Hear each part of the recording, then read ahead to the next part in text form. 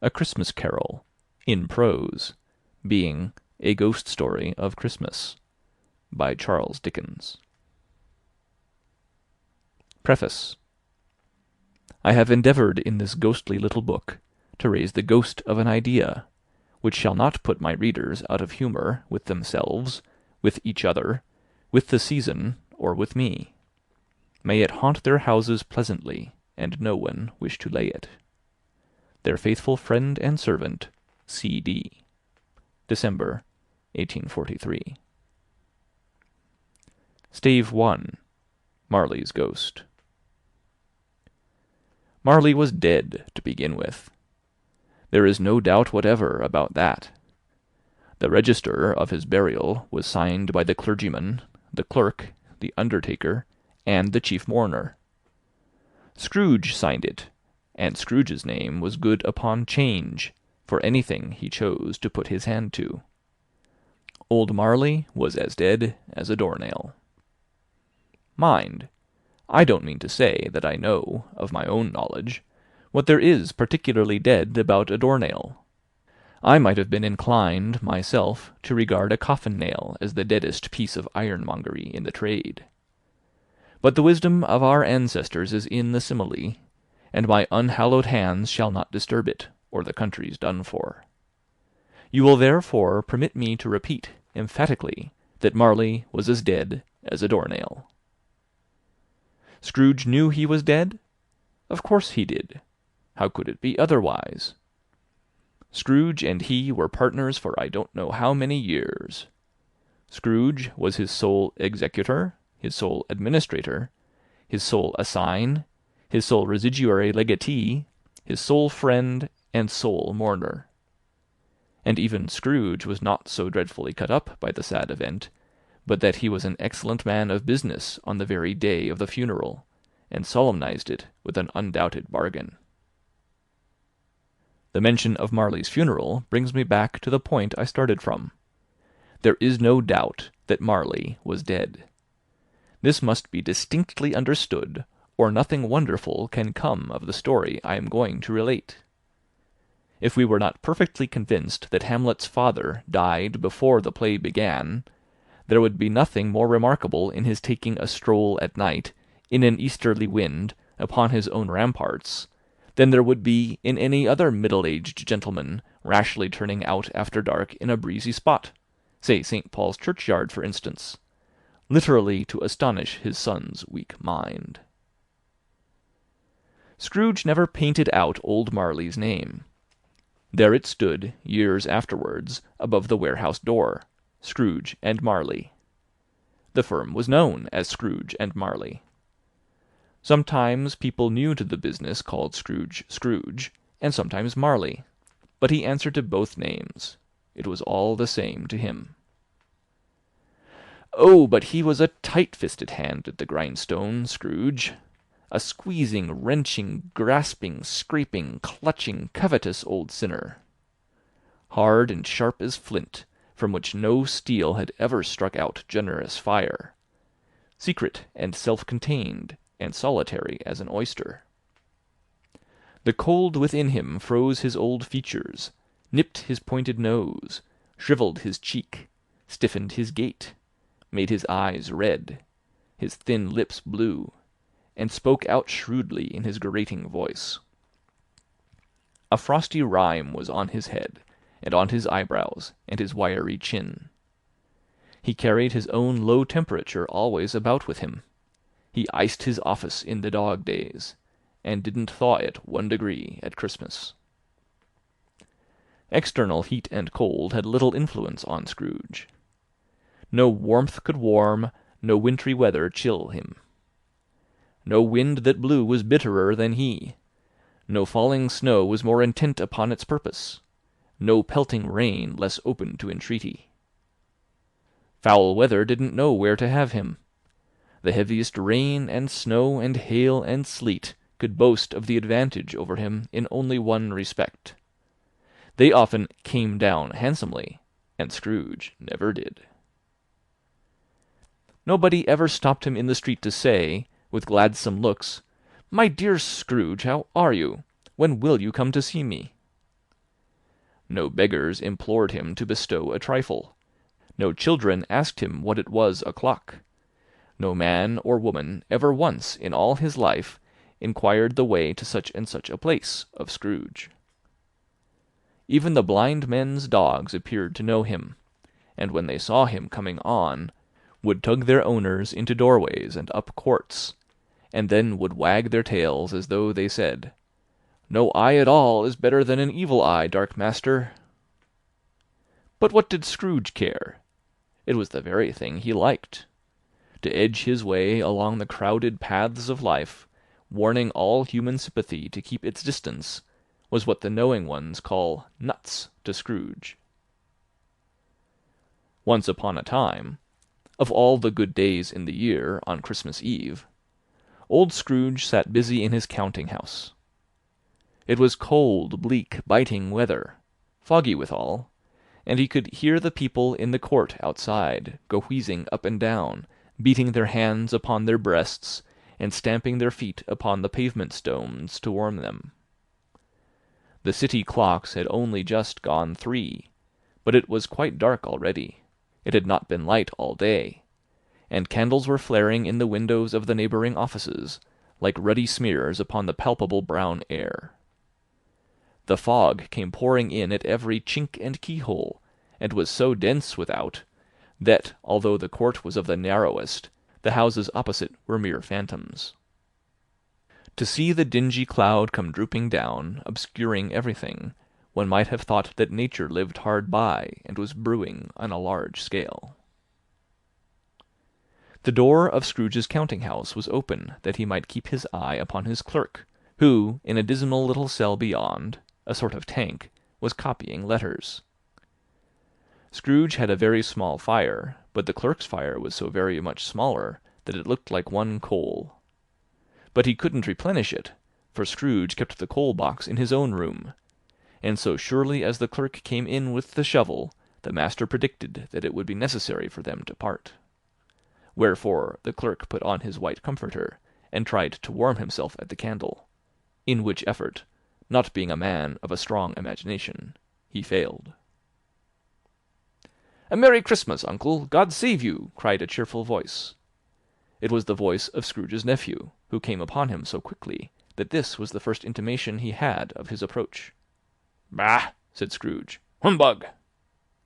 He had so heated himself with rapid walking in the fog and frost, this nephew of Scrooge's, that he was all in a glow. His face was ruddy and handsome.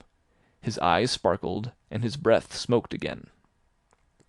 "Christmas a humbug, uncle!" said Scrooge's nephew. "You don't mean that, I am sure." "I do," said Scrooge. "Merry Christmas!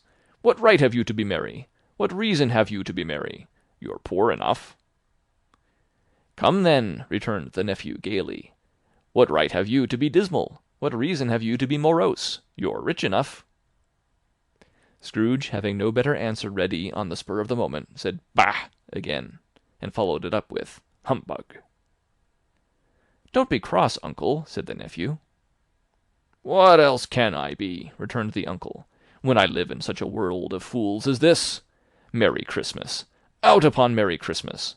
What's Christmas time to you but a time for paying bills without money, a time for finding yourself a year older but not an hour richer, a time for balancing your books and having every item in 'em through a round dozen of months presented dead against you?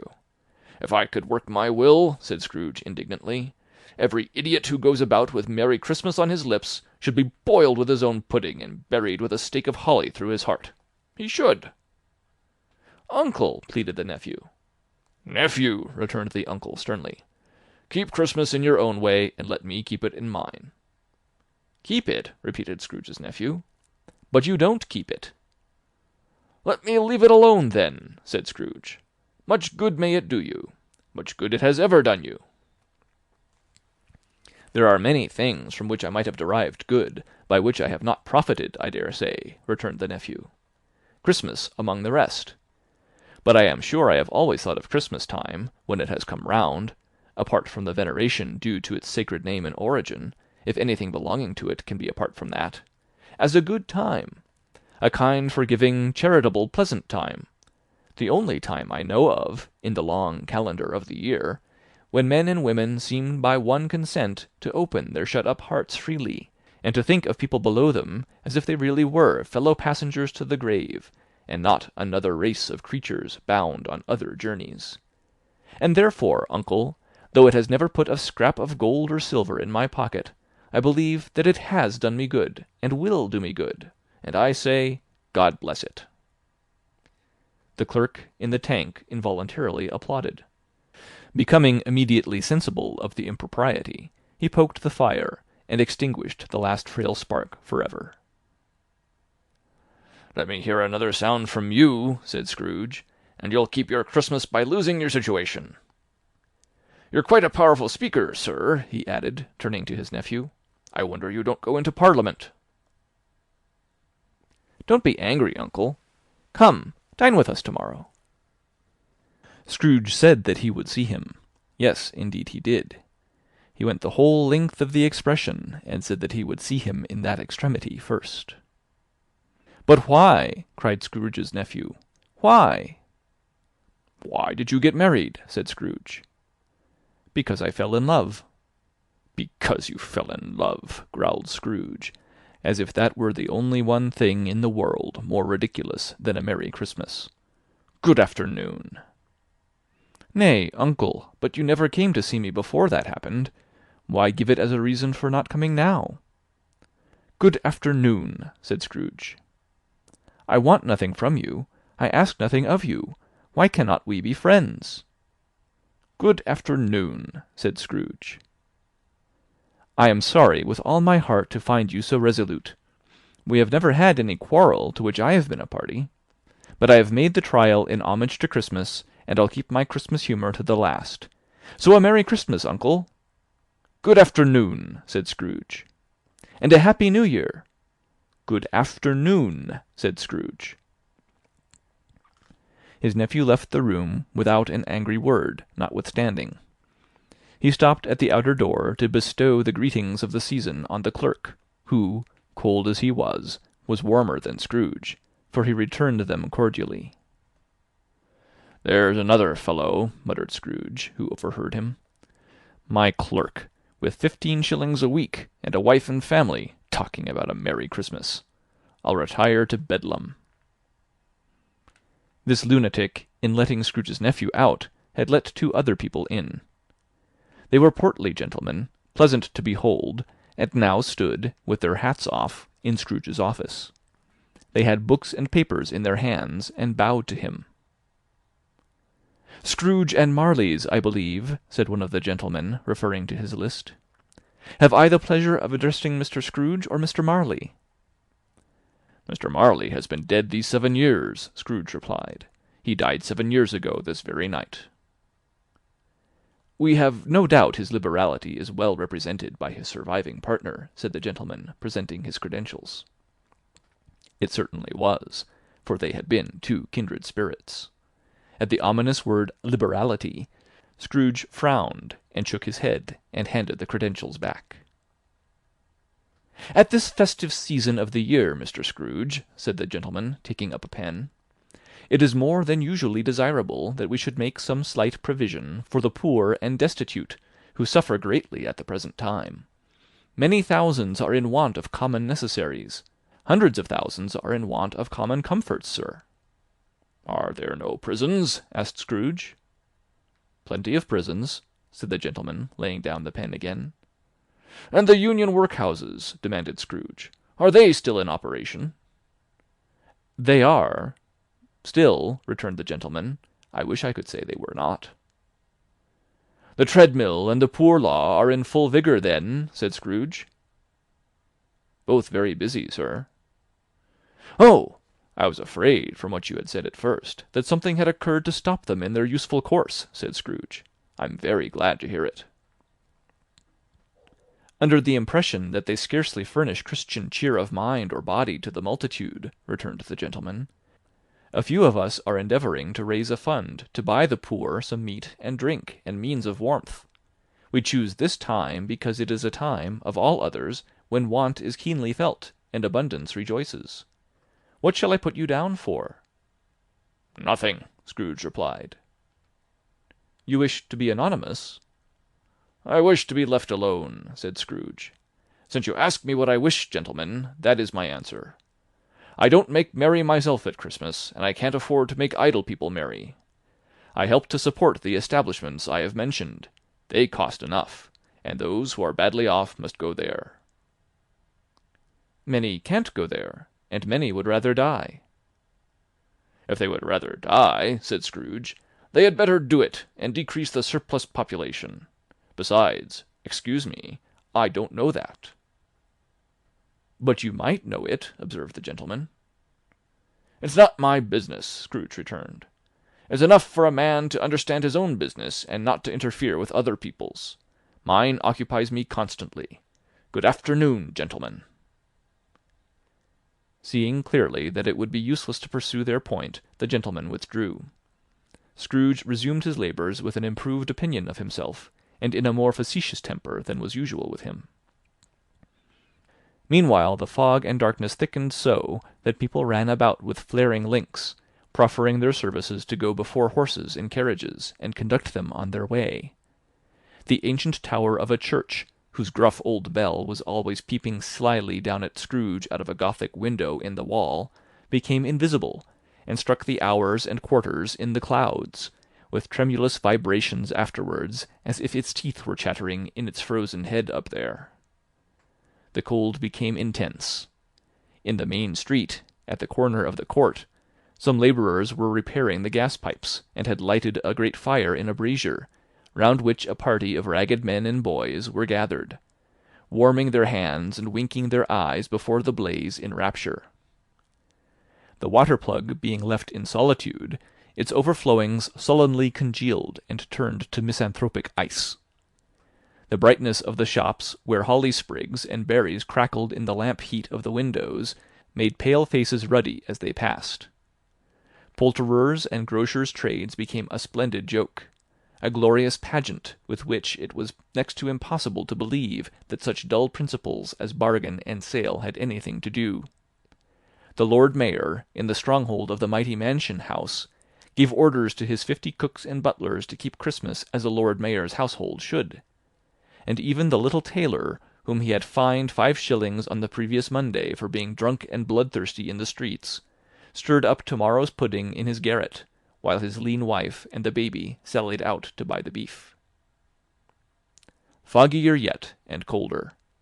Piercing, searching, biting cold. If the good St. Dunstan had but nipped the evil spirit's nose with a touch of such weather as that, instead of using his familiar weapons, then indeed he would have roared to lusty purpose.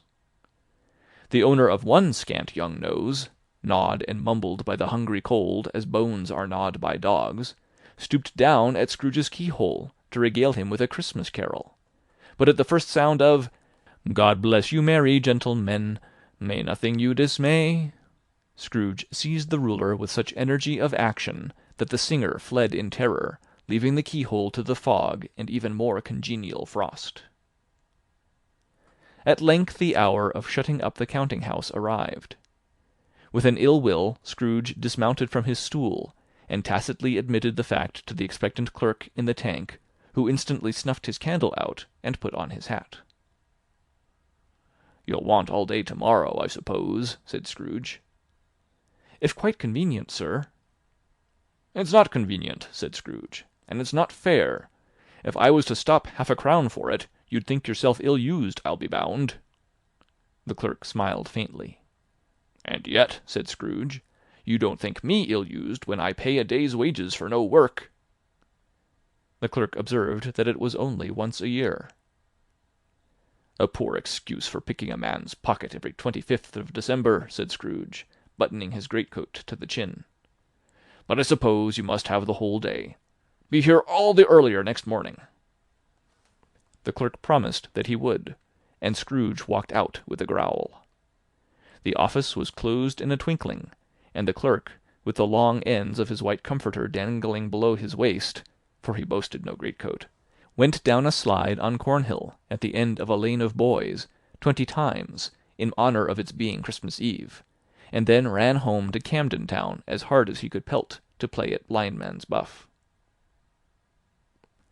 Scrooge took his melancholy dinner in his usual melancholy tavern, and having read all the newspapers, and beguiled the rest of the evening with his banker's book, went home to bed. He lived in chambers which had once belonged to his deceased partner. They were a gloomy suite of rooms, in a lowering pile of building up a yard where it had so little business to be that one could scarcely help fancying it must have run there when it was a young house, playing at hide-and-seek with other houses, and forgotten the way out again. It was old enough now, and dreary enough, for nobody lived in it but Scrooge, the other rooms being all let out as offices. The yard was so dark that even Scrooge, who knew its every stone, was fain to grope with his hands.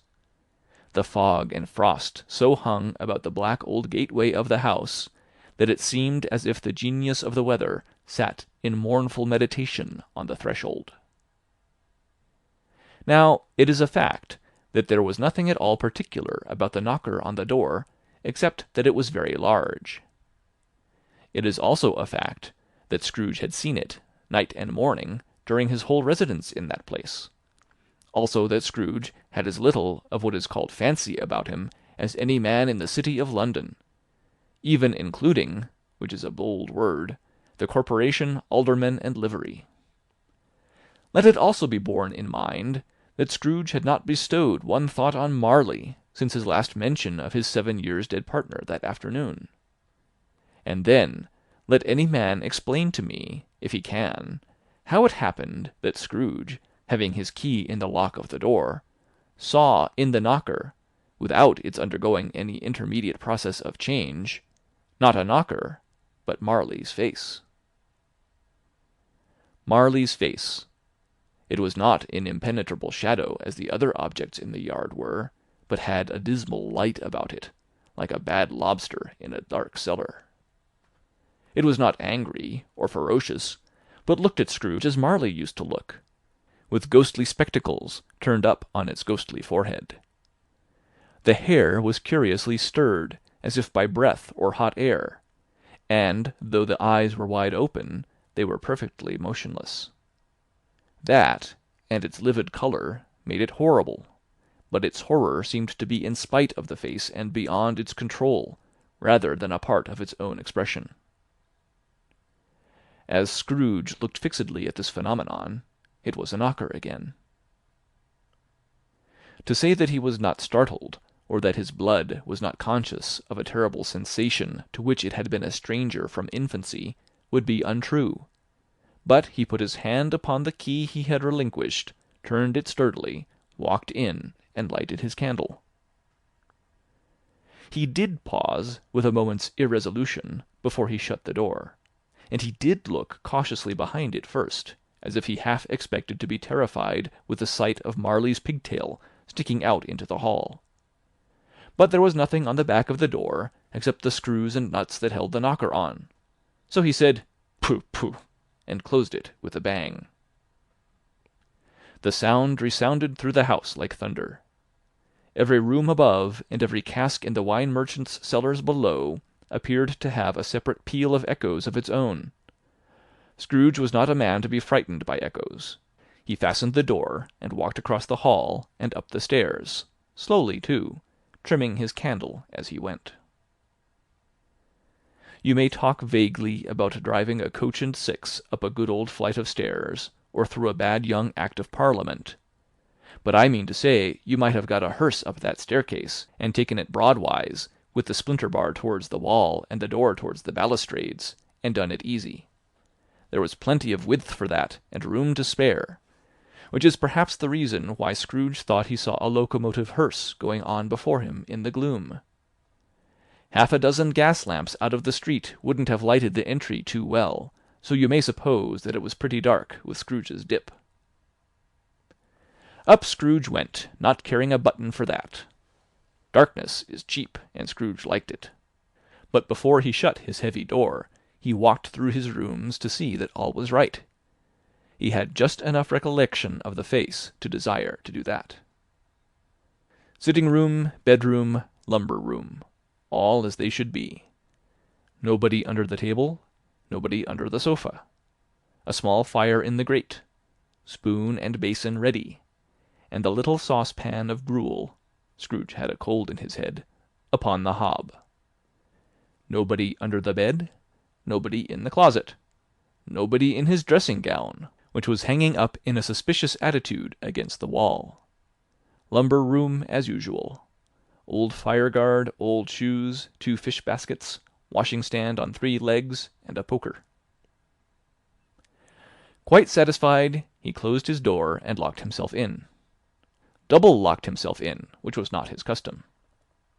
Thus secured against surprise, he took off his cravat, put on his dressing-gown and slippers and his nightcap, and sat down before the fire to take his gruel. It was a very low fire indeed, nothing on such a bitter night. He was obliged to sit close to it and brood over it before he could extract the least sensation of warmth from such a handful of fuel. The fireplace was an old one, built by some Dutch merchant long ago, and paved all round with quaint Dutch tiles, designed to illustrate the Scriptures. There were Cains and Abels, Pharaoh's daughters, queens of Sheba, angelic messengers descending through the air on clouds like feather-beds, Abrahams, Belshazzars, apostles putting off to sea in butter-boats, hundreds of figures to attract his thoughts. And yet that face of Marley, 7 years dead, came like the ancient prophet's rod, and swallowed up the whole.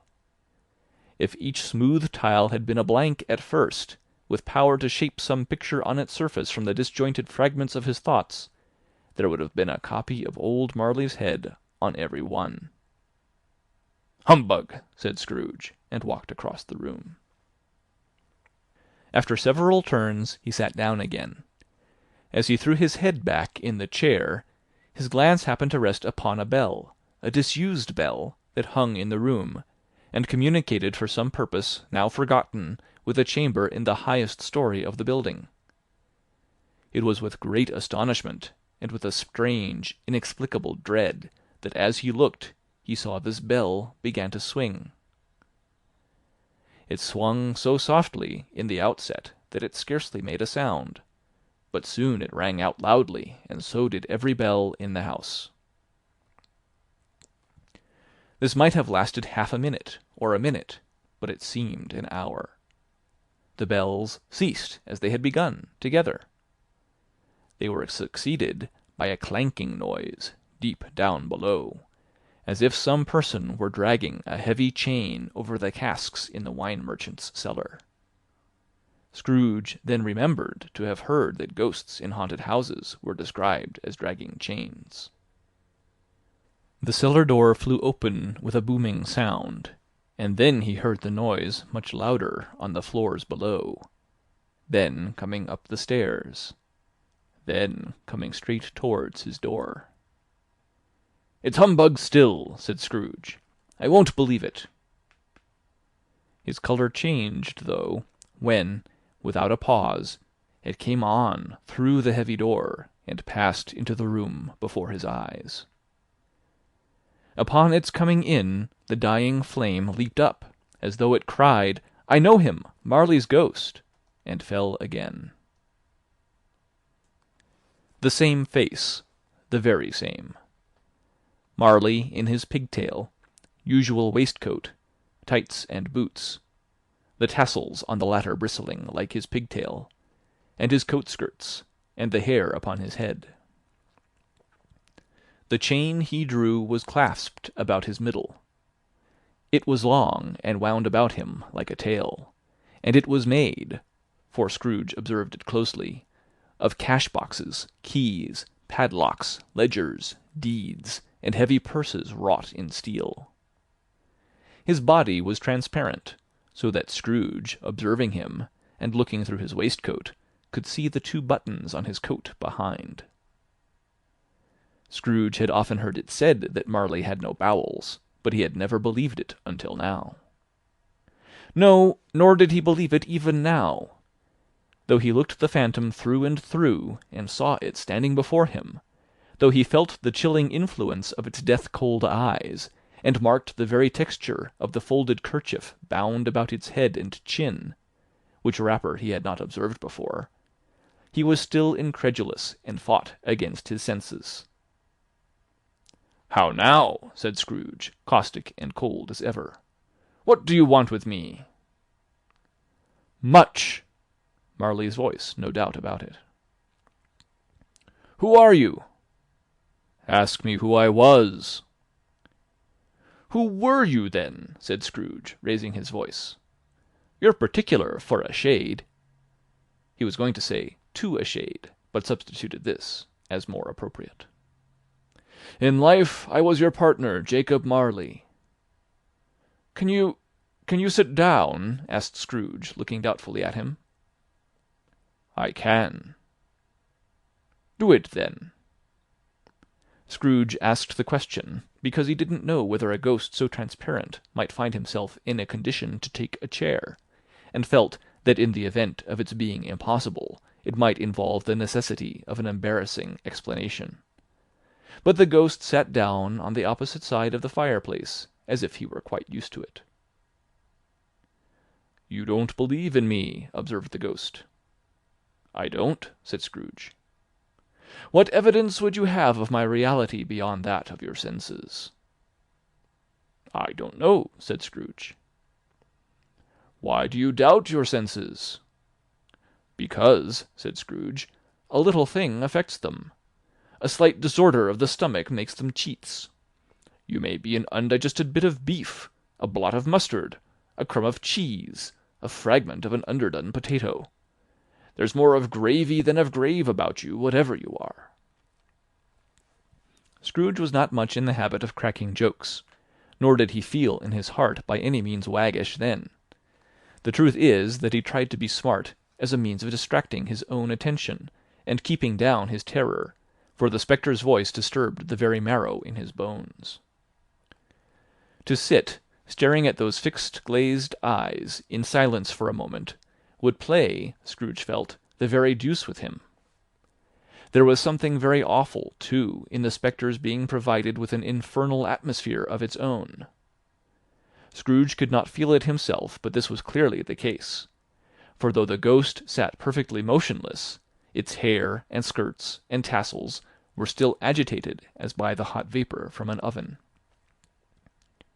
"You see this toothpick," said Scrooge, returning quickly to the charge, for the reason just assigned, and wishing, though it were only for a second, to divert the vision's stony gaze from himself. "I do," replied the ghost. "You are not looking at it," said Scrooge. "But I see it," said the ghost, notwithstanding. "Well," returned Scrooge, "I have but to swallow this, and be for the rest of my days persecuted by a legion of goblins, all of my own creation. Humbug, I tell you! Humbug!" At this the spirit raised a frightful cry, and shook its chain with such a dismal and appalling noise that Scrooge held on tight to his chair to save himself from falling in a swoon. But how much greater was his horror when the phantom, taking off the bandage round its head as if it were too warm to wear indoors, its lower jaw dropped down upon its breast. Scrooge fell upon his knees and clasped his hands before his face. "Mercy!" he said. "Dreadful apparition, why do you trouble me?" "Man of the worldly mind," replied the ghost, "do you believe in me or not?" "I do," said Scrooge. "I must. But why do spirits walk the earth, and why do they come to me?" "It is required of every man," the ghost returned, "that the spirit within him should walk abroad among his fellow-men, and travel far and wide, and if that spirit goes not forth in life, it is condemned to do so after death. It is doomed to wander through the world, oh, woe is me, and witness what it cannot share, but might have shared on earth, and turned to happiness." Again the spectre raised a cry, and shook its chain, and wrung its shadowy hands. "You are fettered," said Scrooge, trembling. "Tell me why."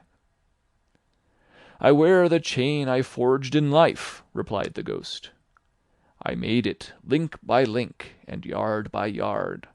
I girded it on of my own free will, and of my own free will I wore it. Is its pattern strange to you?" Scrooge trembled more and more. "Or would you know," pursued the ghost, "the weight and length of the strong coil you bear yourself? It was full as heavy and as long as this, 7 Christmas Eves ago. You have laboured on it since. It is a ponderous chain." Scrooge glanced about him on the floor, in the expectation of finding himself surrounded by some 50 or 60 fathoms of iron cable, but he could see nothing. "Jacob," he said, imploringly, "old Jacob Marley, tell me more. Speak comfort to me, Jacob." "I have none to give," the ghost replied. "It comes from other regions, Ebenezer Scrooge, and is conveyed by other ministers to other kinds of men. Nor can I tell you what I would. A very little more is all permitted to me. I cannot rest, I cannot stay, I cannot linger anywhere. My spirit never walked beyond our counting-house. Mark me, in life my spirit never roved beyond the narrow limits of our money-changing hole, and weary journeys lie before me." It was a habit with Scrooge, whenever he became thoughtful, to put his hands in his breeches pockets. Pondering on what the ghost had said, he did so now, but without lifting up his eyes or getting off his knees.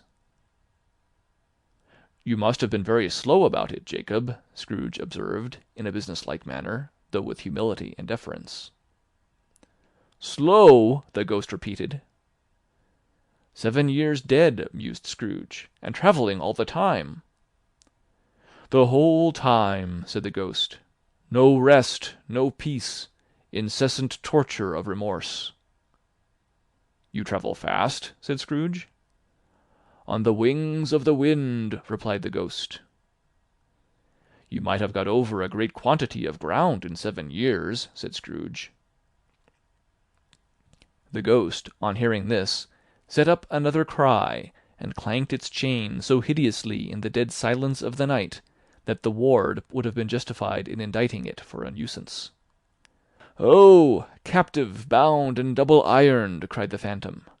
"Not to know that ages of incessant labour by immortal creatures, for this earth must pass into eternity before the good of which it is susceptible is all developed.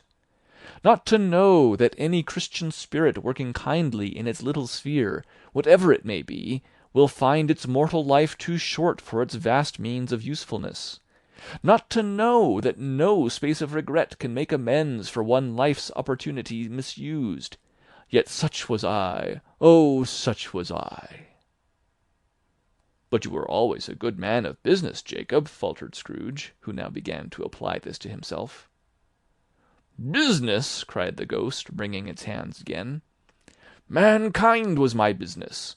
The common welfare was my business. Charity, mercy, forbearance, and benevolence were all my business. The dealings of my trade were but a drop of water in the comprehensive ocean of my business." It held up its chain at arm's length, as if that were the cause of all its unavailing grief, and flung it heavily upon the ground again. "At this time of the rolling year," the spectre said, "I suffer most. Why did I walk through crowds of fellow beings with my eyes turned down, and never raise them to that blessed star which led the wise men to a poor abode? Were there no poor homes to which its light would have conducted me?" Scrooge was very much dismayed to hear the spectre going on at this rate, and began to quake exceedingly. "Hear me!" cried the ghost. "My time is nearly gone." "I will," said Scrooge. "But don't be hard upon me. Don't be flowery, Jacob, pray." "How it is that I appear before you in a shape that you can see, I may not tell. I have sat invisible beside you many and many a day." It was not an agreeable idea. Scrooge shivered and wiped the perspiration from his brow. "That is no light part of my penance," pursued the ghost. "I am here to-night to warn you that you have yet a chance and hope of escaping my fate. A chance and hope of my procuring, Ebenezer." "You were always a good friend to me," said Scrooge. "Thank ye." "You will be haunted," resumed the ghost, "by 3 spirits." Scrooge's countenance fell almost as low as the ghost's had done. "Is that the chance and hope you mentioned, Jacob?" he demanded, in a faltering voice. "It is." "I think I'd rather not," said Scrooge. "Without their visits," said the ghost, "you cannot hope to shun the path I tread. Expect the first to-morrow, when the bell tolls 1." "Couldn't I take 'em all at once, and have it over, Jacob?" hinted Scrooge. "Expect the second on the next night at the same hour. The third upon the next night, when the last stroke of 12 has ceased to vibrate. Look to see me no more. And look that, for your own sake, you remember what has passed between us." When it had said these words, the spectre took its wrapper from the table, and bound it round its head, as before. Scrooge knew this by the smart sound its teeth made when the jaws were brought together by the bandage. He ventured to raise his eyes again, and found his supernatural visitor confronting him in an erect attitude, with its chain wound over and about its arm. The apparition walked backward from him, and at every step it took, the window raised itself a little, so that when the spectre reached it, it was wide open. It beckoned Scrooge to approach, which he did. When they were within 2 paces of each other, Marley's ghost held up its hand, warning him to come no nearer. Scrooge stopped. Not so much in obedience as in surprise and fear, for on the raising of the hand he became sensible of confused noises in the air, incoherent sounds of lamentation and regret, wailings inexpressibly sorrowful and self-accusatory. The spectre, after listening for a moment, joined in the mournful dirge, and floated out upon the bleak, dark night. Scrooge followed to the window, desperate in his curiosity. He looked out. The air was filled with phantoms, wandering hither and thither in restless haste, and moaning as they went. Every one of them wore chains like Marley's ghost. Some few, they might be guilty governments, were linked together. None were free.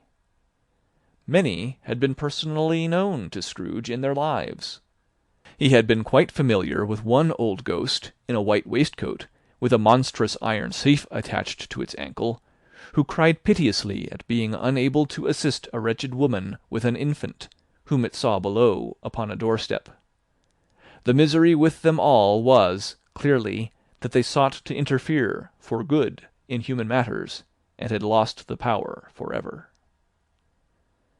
Whether these creatures faded into mist, or mist enshrouded them, he could not tell. But they and their spirit voices faded together, and the night became as it had been when he walked home. Scrooge closed the window, and examined the door by which the ghost had entered. It was double-locked, as he had locked it with his own hands, and the bolts were undisturbed. He tried to say, "Humbug," but stopped at the first syllable. And being, from the emotion he had undergone, or the fatigues of the day, or his glimpse of the invisible world, or the dull conversation of the ghost, or the lateness of the hour, much in need of repose, went straight to bed without undressing, and fell asleep upon the instant.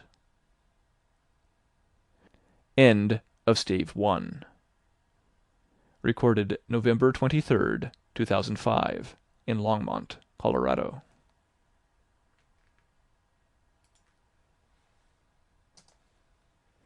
Stave 2. The First of the Three Spirits. When Scrooge awoke, it was so dark that, looking out of bed, he could scarcely distinguish the transparent window from the opaque walls of his chamber. He was endeavouring to pierce the darkness with his ferret eyes, when the chimes of a neighbouring church struck the 4 quarters, so he listened for the hour. To his great astonishment, the heavy bell went on from 6 to 7, and from 7 to 8, and regularly up to 12, then stopped. 12! It was past 2 when he went to bed. The clock was wrong. An icicle must have got into the works. 12! He touched the spring of his repeater to correct this most preposterous clock. Its rapid little pulse beat 12, and stopped.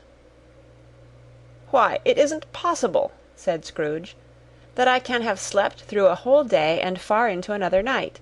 It isn't possible that anything has happened to the sun, and this is 12 at noon."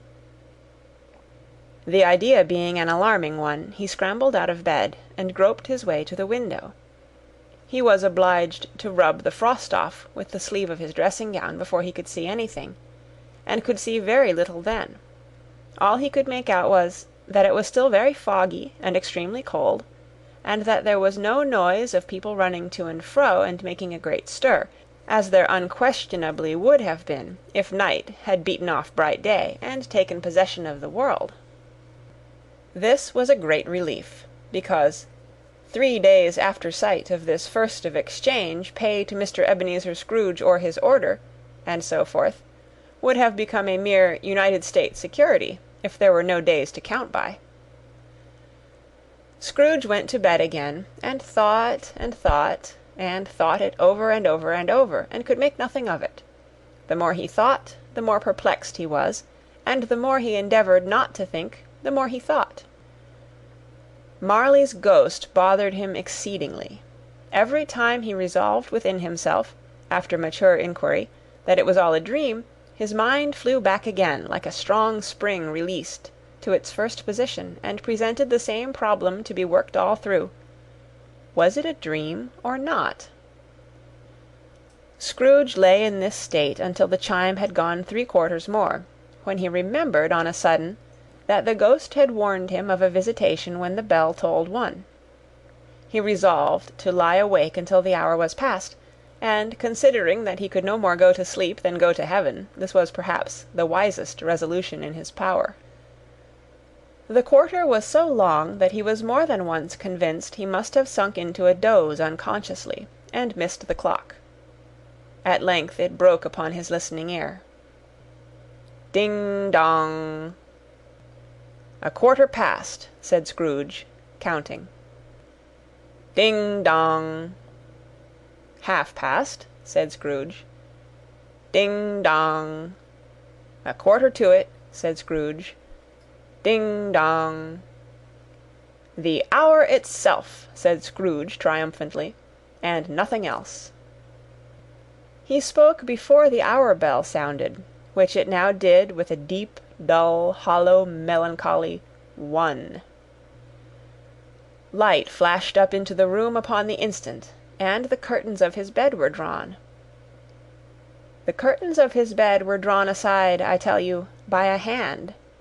Not the curtains at his feet, nor the curtains at his back, but those to which his face was addressed.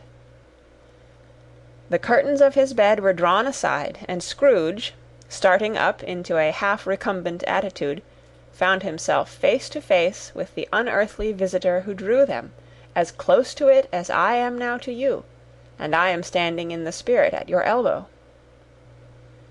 It was a strange figure, like a child, yet not so like a child as like an old man, viewed through some supernatural medium, which gave him the appearance of having receded from the view, and being diminished to a child's proportions.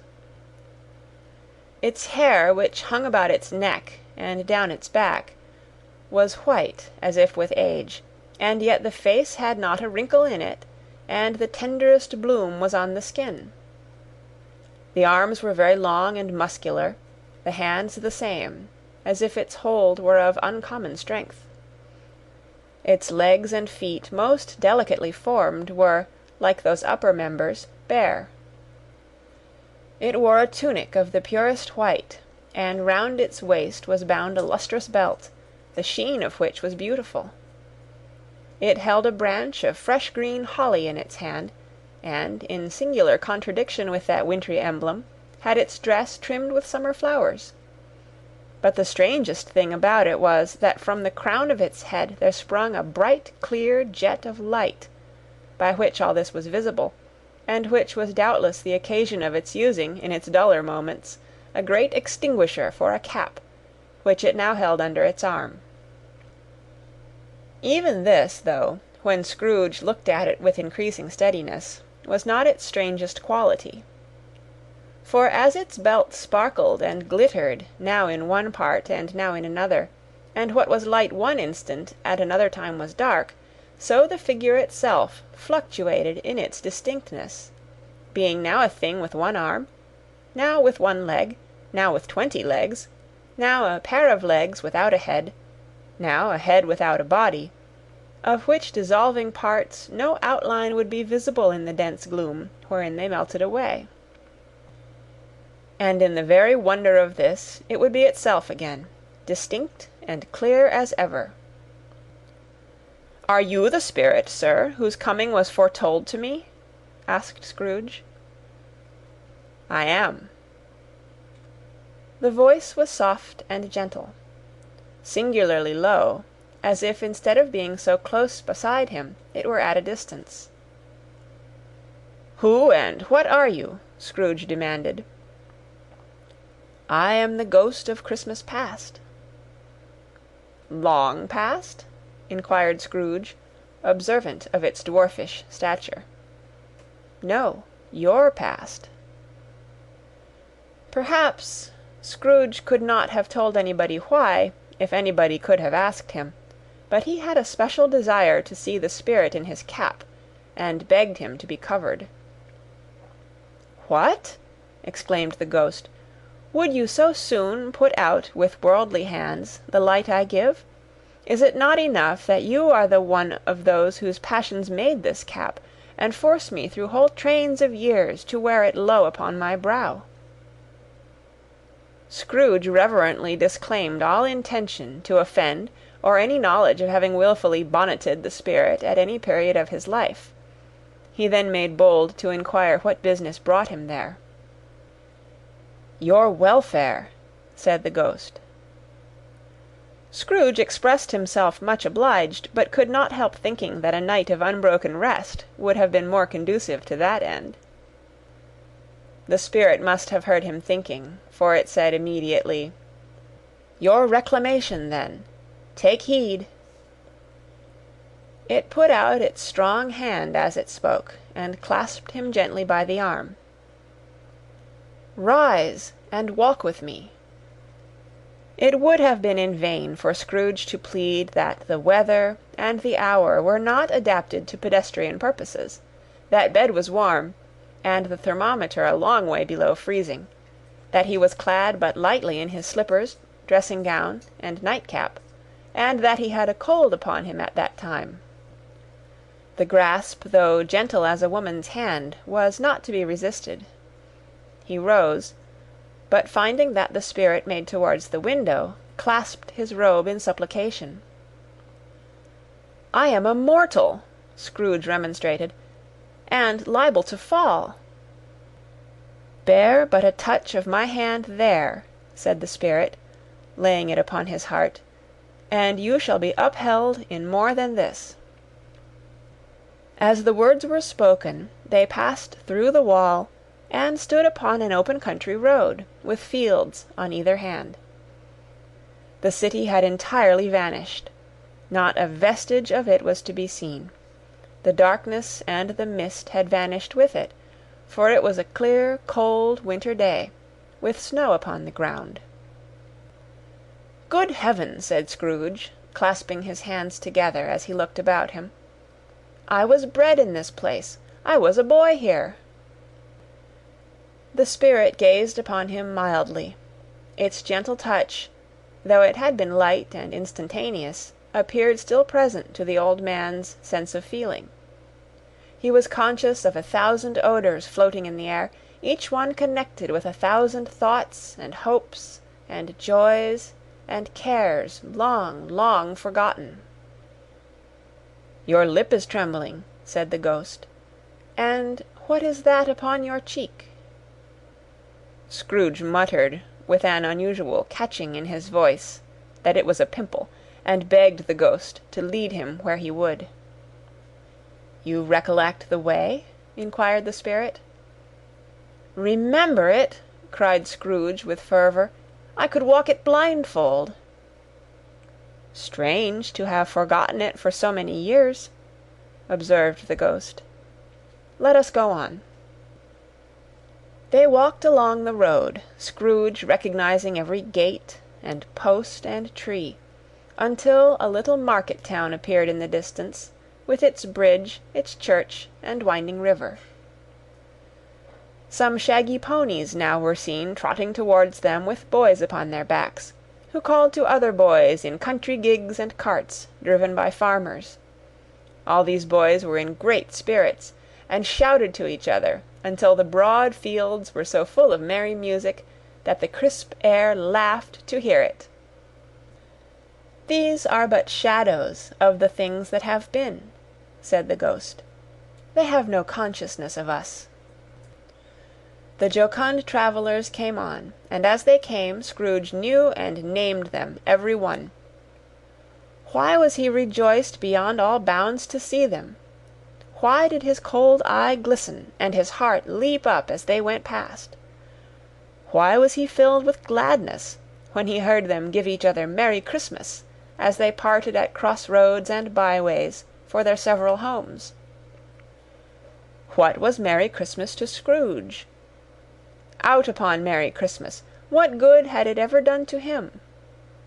"The school is not quite deserted," said the ghost. "A solitary child, neglected by his friends, is left there still." Scrooge said he knew it, and he sobbed. They left the highroad by a well-remembered lane, and soon approached a mansion of dull red brick, with a little weathercock-surmounted cupola on the roof, and a bell hanging in it. It was a large house, but one of broken fortunes, for the spacious offices were little used, their walls were damp and mossy, their windows broken, and their gates decayed. Fowls clucked and strutted in the stables, and the coach-houses and sheds were overrun with grass. Nor was it more retentive of its ancient state within, for entering the dreary hall, and glancing through the open doors of many rooms, they found them poorly furnished, cold, and vast. There was an earthy savour in the air, a chilly bareness in the place, which associated itself somehow with too much getting up by candlelight, and not too much to eat. They went, the ghost and Scrooge, across the hall to a door at the back of the house. It opened before them, and disclosed a long, bare, melancholy room, made barer still by lines of plain deal forms and desks. At one of these a lonely boy was reading near a feeble fire, and Scrooge sat down upon a form, and wept to see his poor forgotten self as he used to be. Not a latent echo in the house, not a squeak and scuffle from the mice behind the panelling, not a drip from the half-thawed water-spout in the dull yard behind, not a sigh among the leafless boughs of one despondent poplar, not the idle swinging of an empty storehouse door, no, not a clicking in the fire, but fell upon the heart of Scrooge with a softening influence, and gave a freer passage to his tears. The spirit touched him on the arm, and pointed to his younger self, intent upon his reading.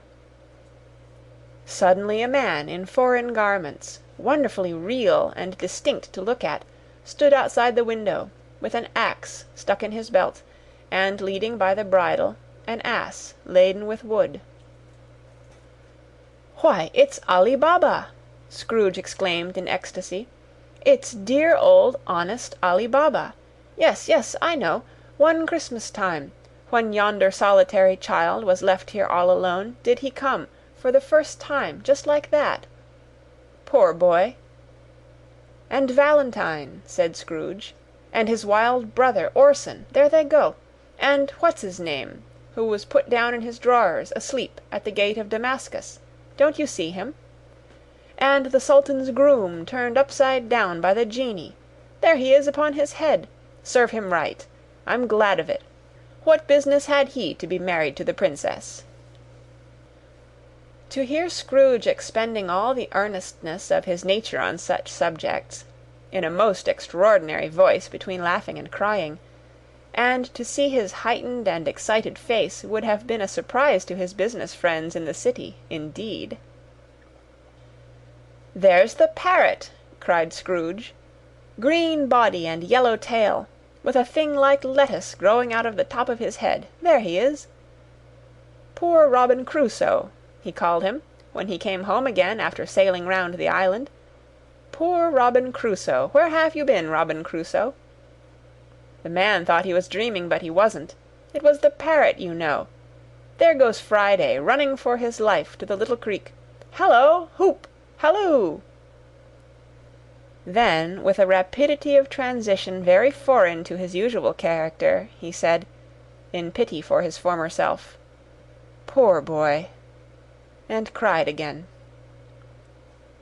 "I wish," Scrooge muttered, putting his hand in his pocket and looking about him after drying his eyes with his cuff.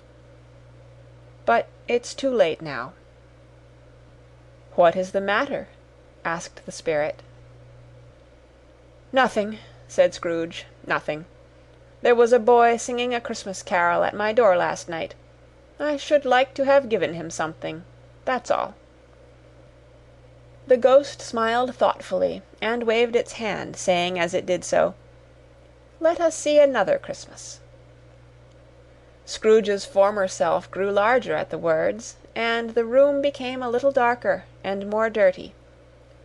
The panels shrunk, the windows cracked, fragments of plaster fell out of the ceiling, and the naked laths were shown instead.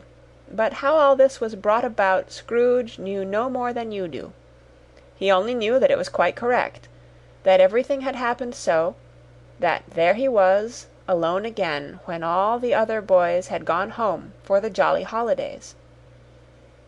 He was not reading now, but walking up and down despairingly. Scrooge looked at the ghost, and with a mournful shaking of his head glanced anxiously towards the door.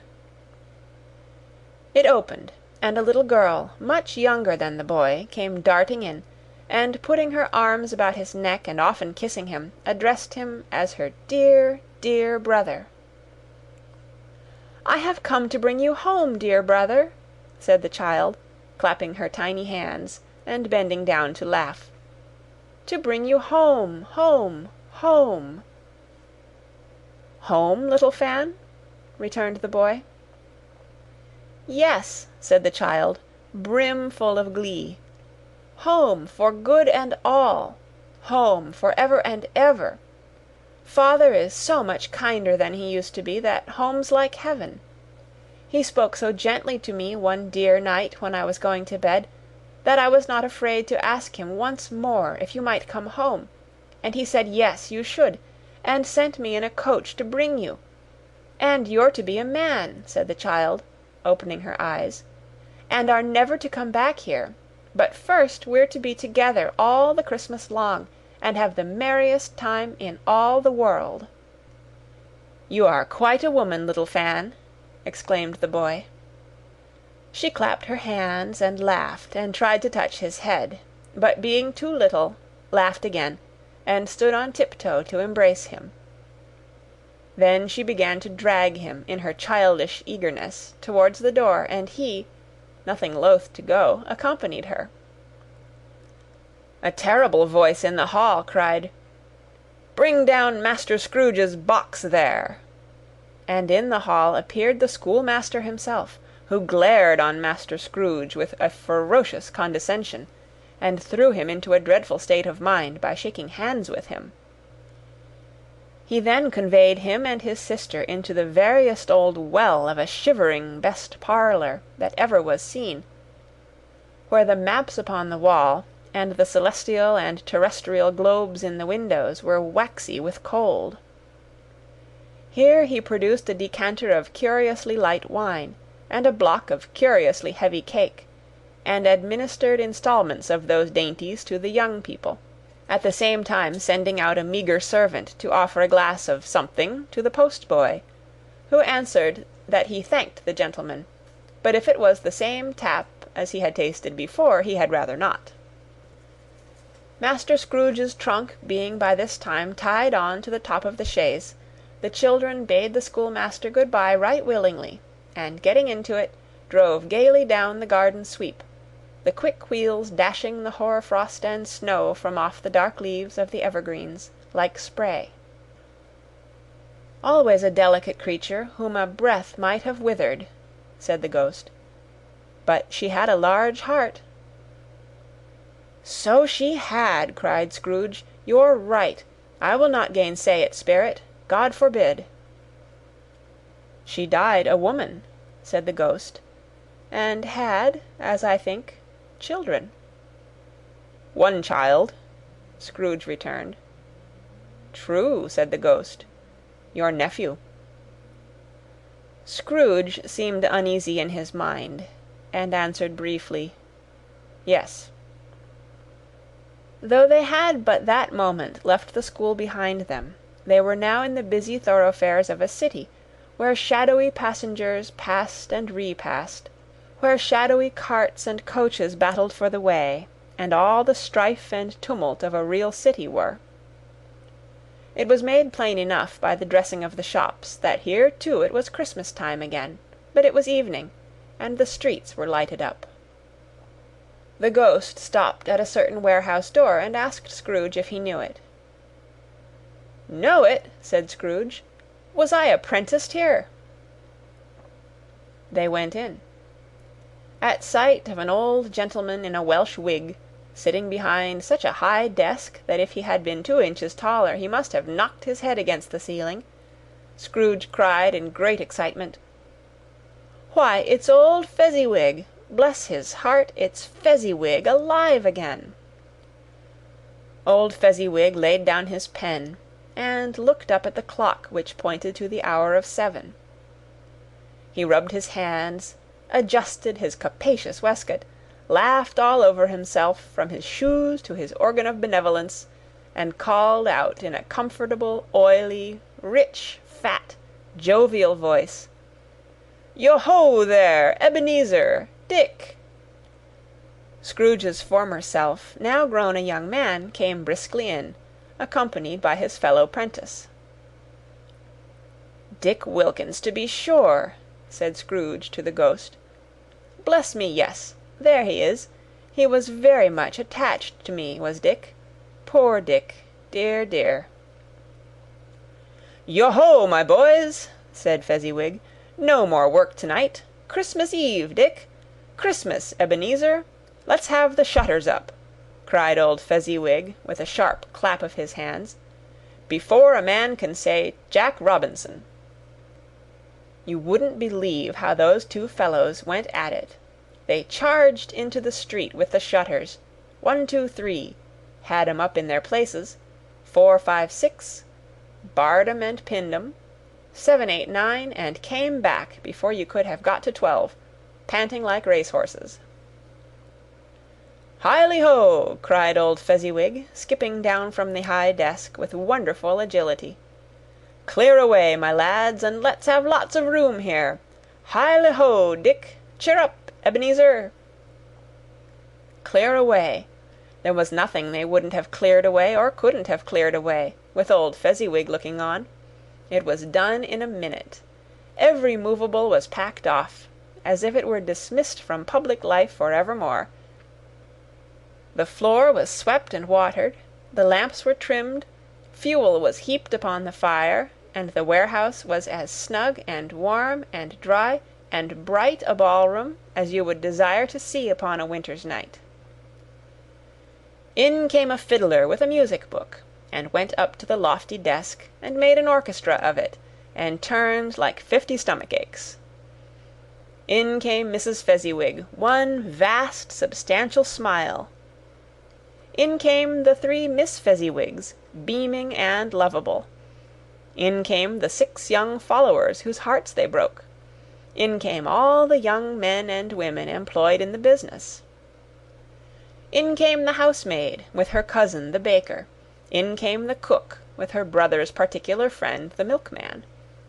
In came the boy from over the way, who was suspected of not having board enough from his master, trying to hide himself behind the girl from next door but one, who was proved to have had her ears pulled by her mistress. In they all came, one after another, some shyly, some boldly, some gracefully, some awkwardly, some pushing, some pulling. In they all came, anyhow and everyhow. Away they all went, 20 couple at once, hands half round and back again the other way, down the middle and up again, round and round in various stages of affectionate grouping. Old top couple always turning up in the wrong place, new top couple starting off again as soon as they got there, all top couples at last, and not a bottom one to help them. When this result was brought about, old Fezziwig, clapping his hands to stop the dance, cried out, "Well done!" and the fiddler plunged his hot face into a pot of porter, especially provided for that purpose. But scorning rest, upon his reappearance he instantly began again, though there were no dancers yet, as if the other fiddler had been carried home exhausted on a shutter, and he were a brand-new man resolved to beat him out of sight or perish. There were more dances, and there were forfeits, and more dances, and there was cake, and there was negus, and there was a great piece of cold roast, and there was a great piece of cold boiled, and there were mince pies and plenty of beer.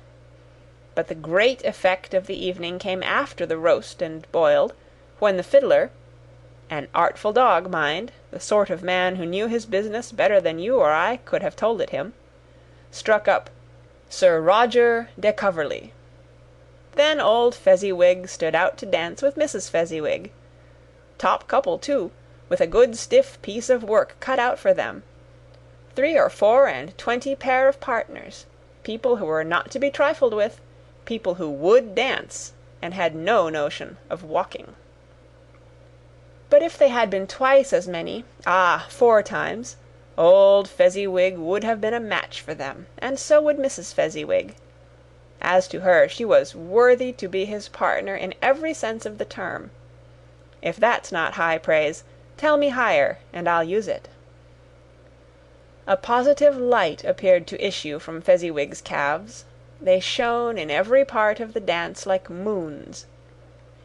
You couldn't have predicted at any given time what would have become of them next, and when old Fezziwig and Mrs. Fezziwig had gone all through the dance, advance and retire, both hands to your partner, bow and curtsy, corkscrew, thread the needle and back again to your place, Fezziwig cut so deftly that he appeared to wink with his legs, and came upon his feet again without a stagger.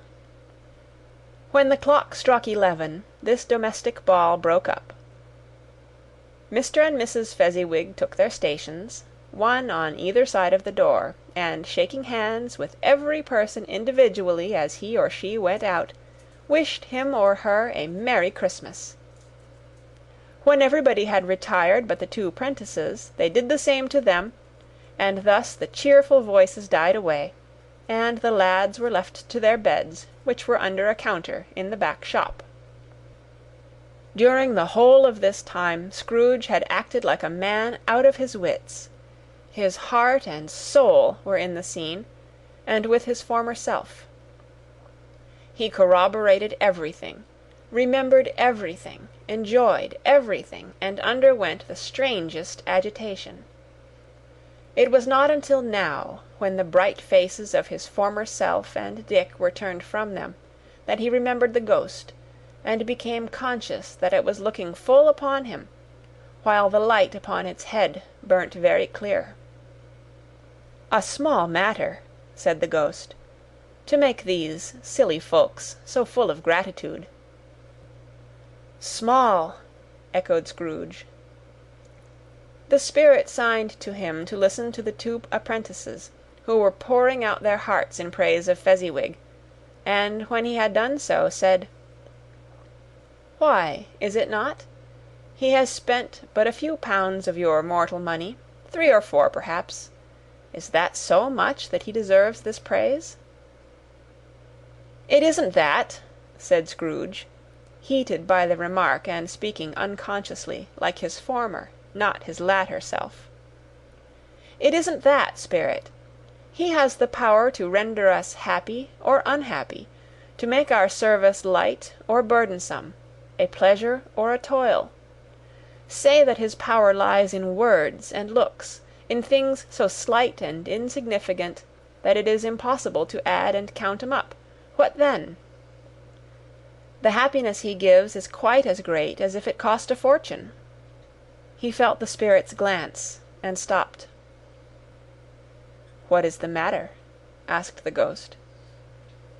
"Nothing particular," said Scrooge. "Something, I think," the ghost insisted. "No," said Scrooge, "no. I should like to be able to say a word or two to my clerk just now. That's all." His former self turned down the lamps as he gave utterance to the wish, and Scrooge and the ghost again stood side by side in the open air. "My time grows short," observed the Spirit. "Quick!" This was not addressed to Scrooge, or to anyone whom he could see, but it produced an immediate effect. For again Scrooge saw himself. He was older now, a man in the prime of life. His face had not the harsh and rigid lines of later years, but it had begun to wear the signs of care and avarice.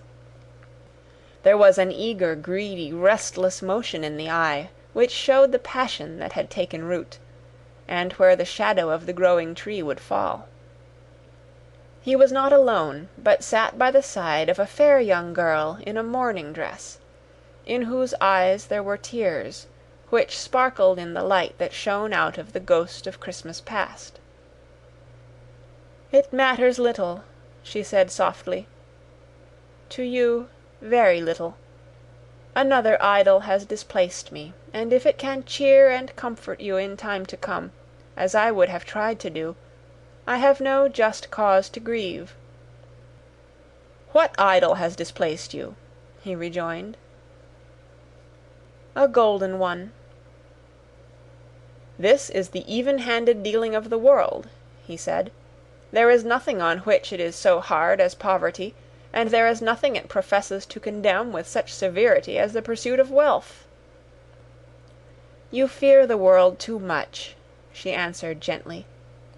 "All your other hopes have merged into the hope of being beyond the chance of its sordid reproach. I have seen your nobler aspirations fall off one by one, until the master passion, gain, engrosses you. Have I not?" "What then?" he retorted. "Even if I have grown so much wiser, what then? I am not changed towards you." She shook her head. "Am I?" "Our contract is an old one. It was made when we were both poor, and content to be so, until in good season we could improve our worldly fortune by our patient industry. You are changed. When it was made, you were another man." "I was a boy," he said impatiently. "Your own feeling tells you that you were not what you are," she returned. "I am. That which promised happiness when we were one in heart is fraught with misery now that we are two. How often and how keenly I have thought of this I will not say. It is enough that I have thought of it, and can release you." "Have I ever sought release?" "In words, no, never." "In what, then?" "In a changed nature, in an altered spirit, in another atmosphere of life, another hope as its great end. In everything that made my love of any worth or value in your sight. If this had never been between us," said the girl, looking mildly but with steadiness upon him, "tell me, would you seek me out and try to win me now? Ah, no." He seemed to yield to the justice of this supposition in spite of himself, but he said with a struggle, "You think not." "I would gladly think otherwise if I could," she answered. "Heaven knows. When I have learned a truth like this, I know how strong and irresistible it must be. But if you were free today, tomorrow, yesterday, can even I believe that you would choose a dowerless girl? You who, in your very confidence with her, weigh everything by gain. Or, choosing her, if for a moment you were false enough to your one guiding principle to do so, do I not know that your repentance and regret would surely follow? I do, and I release you, with a full heart, for the love of him you once were." He was about to speak, but with her head turned from him, she resumed. "You may, the memory of what is past half makes me hope you will, have pain in this.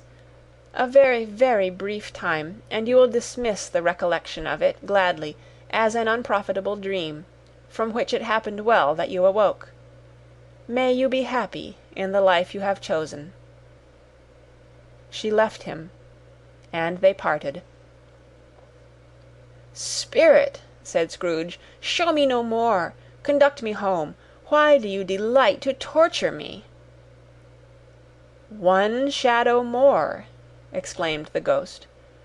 "No more!" cried Scrooge. "No more! I don't wish to see it. Show me no more!" But the relentless ghost pinioned him in both his arms, and forced him to observe what happened next. They were in another scene and place, a room, not very large or handsome, but full of comfort. Near to the winter fire sat a beautiful young girl, so like that last that Scrooge believed it was the same, until he saw her, now a comely matron, sitting opposite her daughter. The noise in this room was perfectly tumultuous, for there were more children there than Scrooge in his agitated state of mind could count, and, unlike the celebrated herd in the poem, they were not 40 children conducting themselves like one, but every child was conducting itself like 40. The consequences were uproarious beyond belief, but no one seemed to care. On the contrary, the mother and daughter laughed heartily, and enjoyed it very much, and the latter, soon beginning to mingle in the sports, got pillaged by the young brigands most ruthlessly. What would I not have given to be one of them? Though I never could have been so rude, no, no, I wouldn't for the wealth of all the world have crushed that braided hair, and torn it down, and for the precious little shoe I wouldn't have plucked it off, God bless my soul, to save my life. As to measuring her waist in sport, as they did, bold young brood, I couldn't have done it. I should have expected my arm to have grown round it for a punishment, and never come straight again. And yet I should have dearly liked, I own, to have touched her lips, to have questioned her, that she might have opened them, to have looked upon the lashes of her downcast eyes, and never raised a blush, to have let loose waves of hair, an inch of which would be a keepsake beyond price. In short, I should have liked, I do confess, to have had the lightest license of a child, and yet to have been man enough to know its value. But now a knocking at the door was heard, and such a rush immediately ensued that she, with laughing face and plundered dress, was borne towards it in the centre of a flushed and boisterous group, just in time to greet the father, who came home attended by a man laden with Christmas toys and presents. Then the shouting and the struggling, and the onslaught that was made on the defenceless porter, the scaling him with chairs for ladders to dive into his pockets, despoil him of brown paper parcels, hold on tight by his cravat, hug him round his neck, pummel his back, and kick his legs in irrepressible affection. The shouts of wonder and delight with which the development of every package was received, The terrible announcement that the baby had been taken in the act of putting a doll's frying pan into his mouth, and was more than suspected of having swallowed a fictitious turkey, glued on a wooden platter. The immense relief of finding this a false alarm, the joy and gratitude and ecstasy, they are all indescribable alike. It is enough that by degrees the children and their emotions got out of the parlour, and by one stair at a time up to the top of the house, where they went to bed, and so subsided. And now Scrooge looked on more attentively than ever, when the master of the house, having his daughter leaning fondly on him, sat down with her and her mother at his own fireside, and when he thought that such another creature, quite as graceful and as full of promise, might have called him father, and been a springtime in the haggard winter of his life, his sight grew very dim indeed. "Belle," said the husband, turning to his wife with a smile, "I saw an old friend of yours this afternoon." "Who was it?" "Guess." "How can I? Tut, don't I know?" she added in the same breath, laughing as he laughed. "Mr. Scrooge." Mr. Scrooge it was. I passed his office window, and as it was not shut up and he had a candle inside, I could scarcely help seeing him. His partner lies upon the point of death, I hear, and there he sat alone. Quite alone in the world, I do believe. "Spirit," said Scrooge in a broken voice, "remove me from this place." "I told you these were the shadows of the things that have been," said the ghost. "That they are what they are. Do not blame me." "Remove me!" Scrooge exclaimed. "I cannot bear it." He turned upon the ghost, and seeing that it looked upon him with a face in which some strange way there were fragments of all the faces it had shown him, wrestled with it. "Leave me! Take me back! Haunt me no longer!" In the struggle, if that can be called a struggle in which the ghost, with no visible resistance on its own part, was undisturbed by any effort of its adversary, Scrooge observed that its light was burning high and bright, and dimly connecting that with its influence over him, he seized the extinguisher cap, and by a sudden action pressed it down upon its head. The spirit dropped beneath it, so that the extinguisher covered its whole form, but though Scrooge pressed it down with all his force, he could not hide the light, which streamed from under it, in an unbroken flood upon the ground. He was conscious of being exhausted, and overcome by an irresistible drowsiness, and further of being in his own bedroom. He gave the cap a parting squeeze, in which his hand relaxed, and had barely time to reel to bed before he sank into a heavy sleep. End of Stave 2. Recorded on October 31st, 2005, in Oceanside, California. Stave 3. The second of the three spirits. Awaking in the middle of a prodigiously tough snore, and sitting up in bed to get his thoughts together, Scrooge had no occasion to be told that the bell was again upon the stroke of 1. He felt that he was restored to consciousness in the right nick of time, for the especial purpose of holding a conference with the second messenger dispatched to him through Jacob Marley's intervention. But finding that he turned uncomfortably cold when he began to wonder which of his curtains this new spectre would draw back, he put them every one aside with his own hands, and lying down again, established a sharp lookout all around the bed.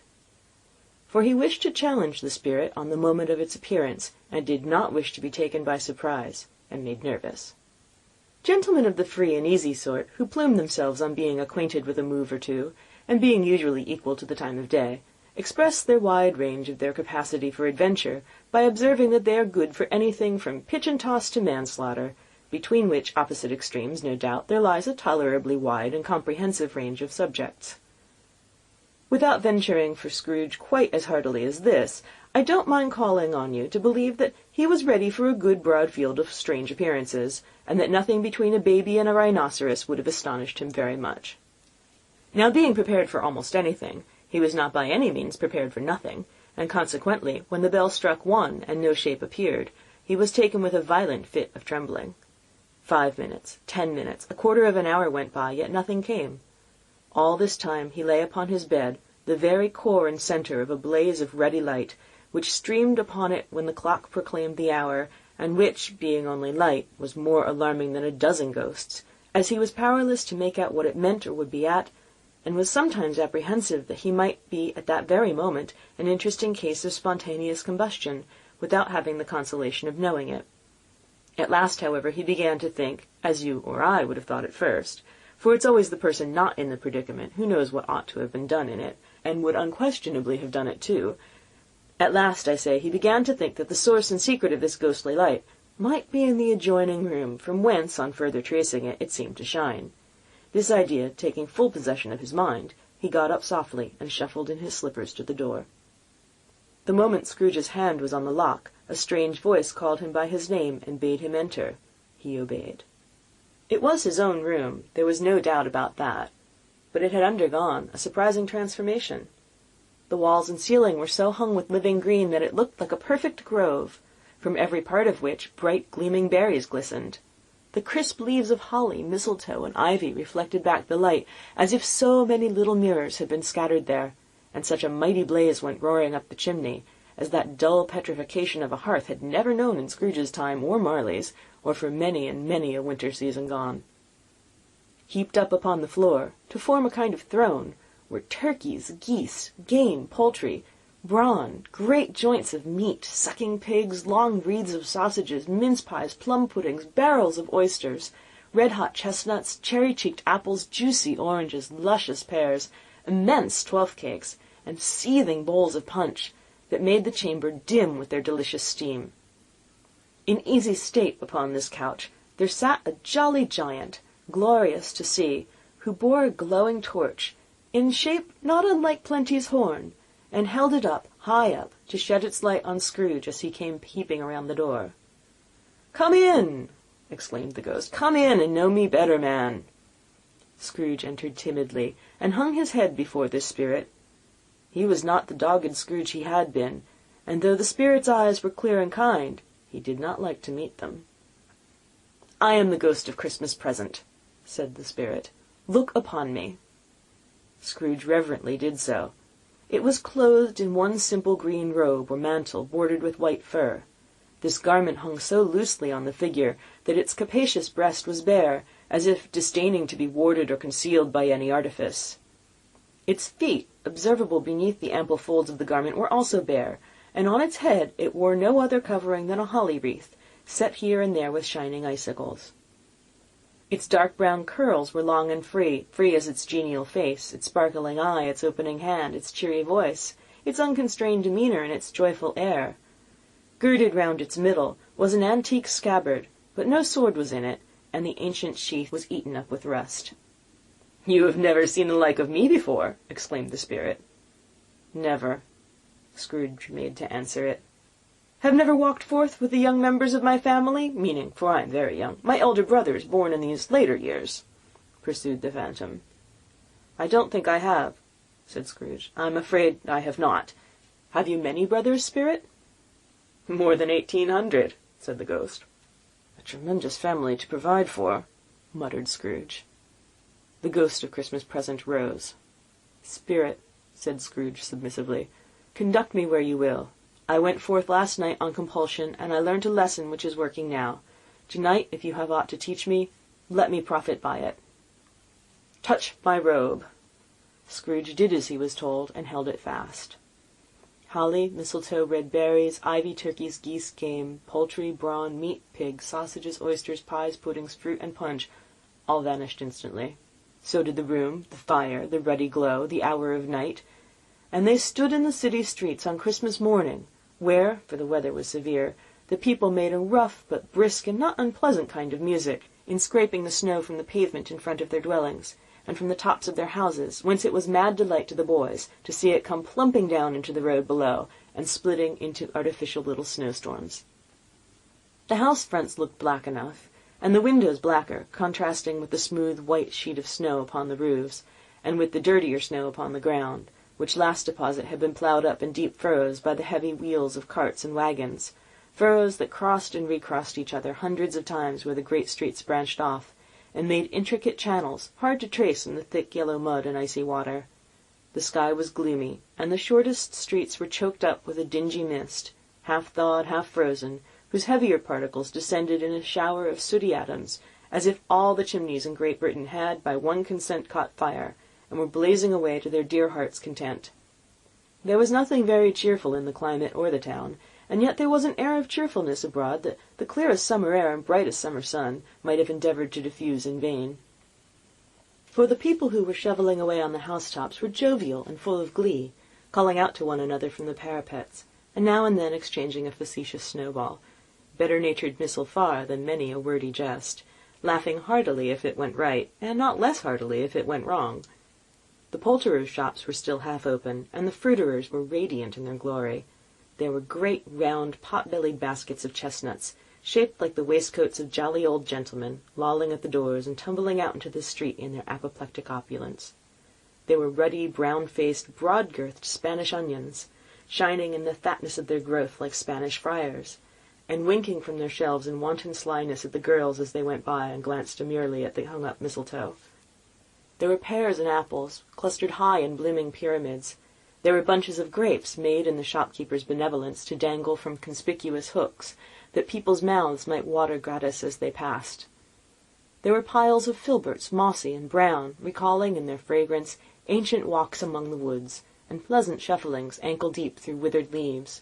There were Norfolk biffins, squat and swarthy, setting off the yellow of the oranges and lemons, and in the great compactness of their juicy persons, urgently entreating and beseeching to be carried home in paper bags and eaten after dinner. The very gold and silver fish set forth among these choice fruits in a bowl, though members of a dull and stagnant-blooded race, appeared to know that there was something going on, and two of fish went gasping round and round in their little world in slow and passionless excitement. The grocers, oh, the grocers, nearly closed with perhaps 2 shutters down, or 1, but through those gaps such glimpses! It was not alone that the scales descending on the counter made a merry sound, or that the twine and roller parted company so briskly, or that the canisters were rattled up and down like juggling tricks, or even that the blended scents of teas and coffee were so grateful to the nose, or even that the raisins so plentiful and rare, the almonds so extremely white, the sticks of cinnamon so long and straight, the other spices so delicious, the candied fruits so caked and spotted with molten sugar as to make the coldest lookers-on feel faint and subsequently bilious. Nor was it that the figs were moist and pulpy, or that the French plums blushed in modest tartness from their highly decorated boxes, or that everything was good to eat and in its Christmas dress. But the customers were all so hurried and so eager in the hopeful promise of the day that they tumbled up against each other at the door, crashing their whisker baskets wildly, and left their purchases upon the counter, and came running back to fetch them, and committed hundreds of the like mistakes in the best humour possible, while the grocer and his people were so frank and fresh that the polished hearts with which they fastened their aprons behind might have been their own, worn outside for general inspection, and for Christmas daws to peck at if they chose. But soon the steeples called good people all to church and chapel, and away they came, flocking through the streets in their best clothes, and with their gayest faces. And at the same time there emerged from scores of by-streets, lanes, and nameless turnings, innumerable people carrying their dinners to the bakers' shops. The sight of these poor revellers appeared to interest the spirit very much, for he stood with Scrooge beside him in a baker's doorway, and taking off the covers as their bearers passed, sprinkled incense on their dinners from his torch. And it was a very uncommon kind of torch, for once or twice when there were angry words between some dinner-carriers who jostled each other, he shed a few drops of water on them from it, and their good humour was restored directly. For they said it was a shame to quarrel upon Christmas Day. And so it was. God love it, so it was. In time the bells ceased and the bakers were shut up, and yet there was a genial shadowing forth of all these dinners and the progress of their cooking, in the thawed blotch of wet above each baker's oven, where the pavement smoked as if its stones were cooking too. is there a peculiar flavour in what you sprinkle from your torch?" asked Scrooge. "There is. My own." "Would it apply to any kind of dinner on this day?" asked Scrooge. "To any kindly given. To a poor one most." "Why to a poor one most?" asked Scrooge. "Because it needs it most." "Spirit," said Scrooge after a moment's thought, "I wonder you, of all the beings in the many worlds about us, should desire to cramp these people's opportunities of innocent enjoyment." "I?" cried the Spirit. "You would deprive them of their means of dining every 7th day, often the only day on which they can be said to dine at all," said Scrooge. "Wouldn't you?" "I?" cried the Spirit. "You seek to close these places on the 7th day," said Scrooge, "and it comes to the same thing." "I seek? Forgive me if I'm wrong. It has been done in your name, or at least in that of your family," said Scrooge. "There are some upon this earth of yours," returned the Spirit, "who lay claim to know us, and who do their deeds of passion, pride, ill will, hatred, envy, bigotry, and selfishness, in our name, who are as strange to us and all our kith and kin as if they'd never lived. Remember that, and charge their doings on themselves, not us." Scrooge promised that he would, and they went on, invisible, as they had been before, into the suburbs of the town. It was a remarkable quality of the ghost, which Scrooge had observed at the baker's, that, notwithstanding his gigantic size, he could accommodate himself to any place with ease, and that he stood beneath a low roof quite as gracefully and like a supernatural creature as it was possible he could have done in any lofty hall. And perhaps it was the pleasure the good Spirit had in showing off this power of his, or else it was his own kind, generous, hearty nature, and his sympathy with all poor men, that led him straight to Scrooge's clerks, for there he went, and took Scrooge with him, holding to his robe, and on the threshold of the door the Spirit smiled, and stopped to bless Bob Cratchit's dwelling with the sprinkling of his torch. Think of that! Bob had but 15 bob a week himself. He pocketed on Saturdays but 15 copies of his Christian name, and yet the ghost of Christmas Present blessed his 4-roomed house.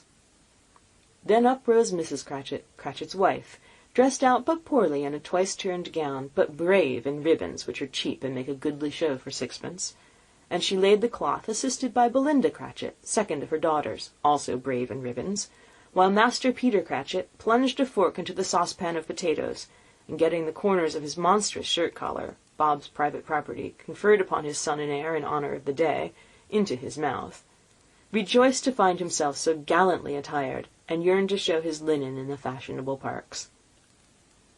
And now 2 smaller Cratchits, boy and girl, came tearing in, screaming that outside the baker's they had smelt the goose, and had known it for their own, and basking in luxurious thoughts of sage and onion, these young Cratchits danced about the table, and exalted Master Peter Cratchit to the skies, while he, not proud, although his collars nearly choked him, blew the fire, until the slow potatoes, bubbling up, knocked loudly at the saucepan lid to be let out and peeled.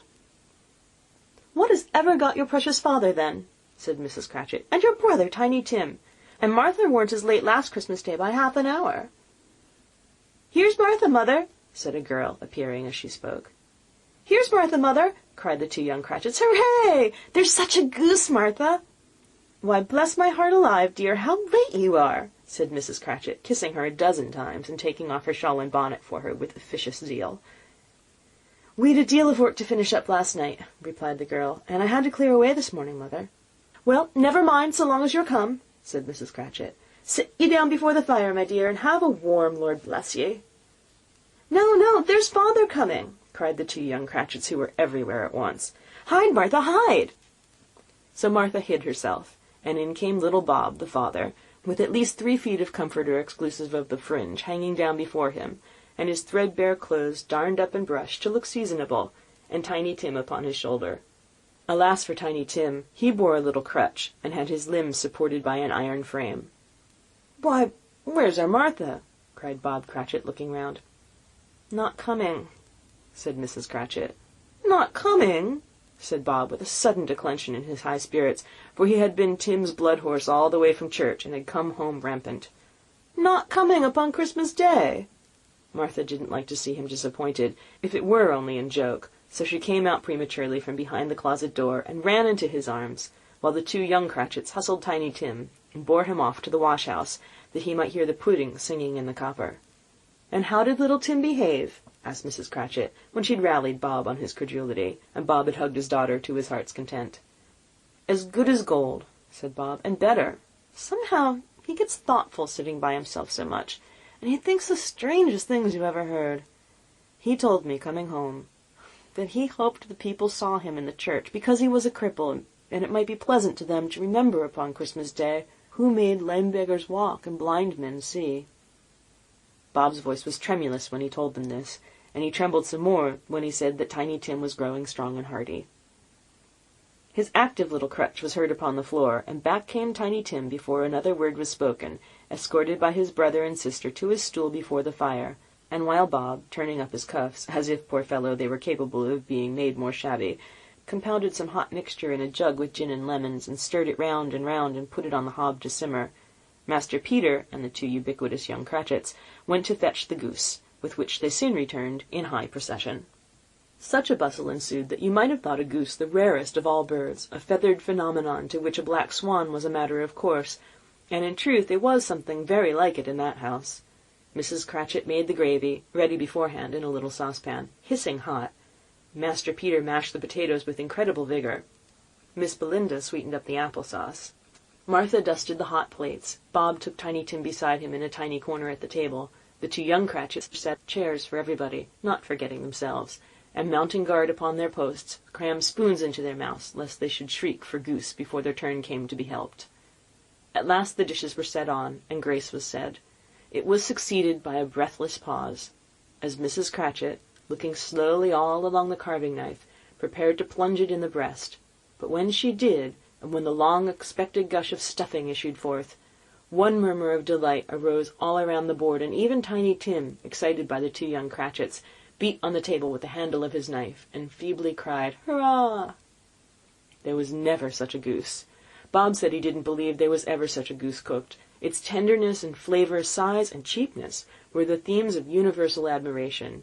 Eked out by apple-sauce and mashed potatoes, it was a sufficient dinner for the whole family. Indeed, as Mrs. Cratchit said with great delight, surveying one small atom of a bone upon the dish, they hadn't ate it all at last. Yet everyone had had enough, and the youngest Cratchits in particular were steeped in sage and onion to the eyebrows. But now, the plates being changed by Miss Belinda, Mrs. Cratchit left the room alone, too nervous to bear witness, to take the pudding up and bring it in. Suppose it should not be done enough. Suppose it should break in turning out. Suppose somebody should have got over the wall of the backyard and stolen it while they were merry with the goose. A supposition at which the two young Cratchits became livid. All sorts of horrors were supposed. Hello! A great deal of steam. The pudding was out of the copper. A smell like a washing day. That was the cloth. A smell like an eating-house and a pastry-cook's next door to each other, with a laundress's next door to that. That was the pudding.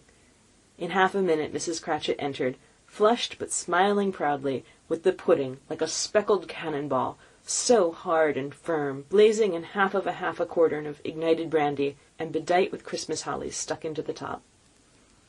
"Oh, a wonderful pudding," Bob Cratchit said, and calmly too, that he regarded it as the greatest success achieved by Mrs. Cratchit since their marriage.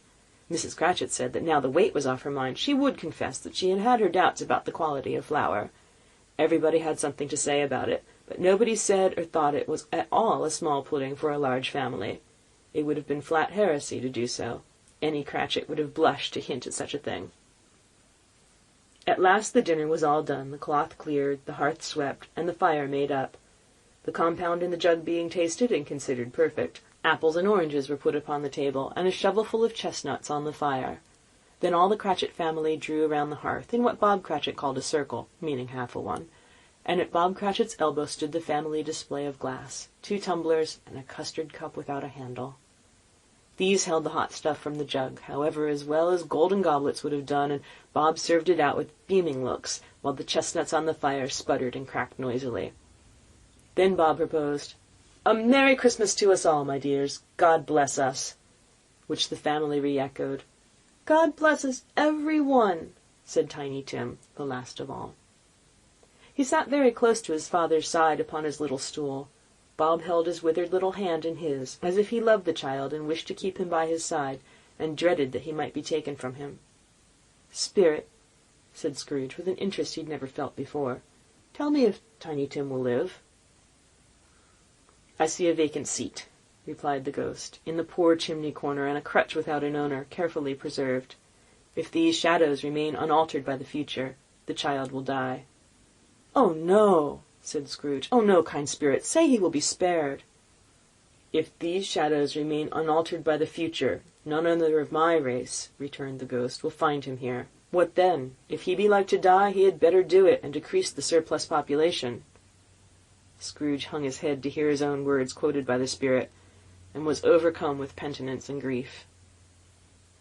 "Man," said the ghost, "if man you be in heart, not adamant, forbear that wicked cant until you have discovered what the surplus is, and where it is.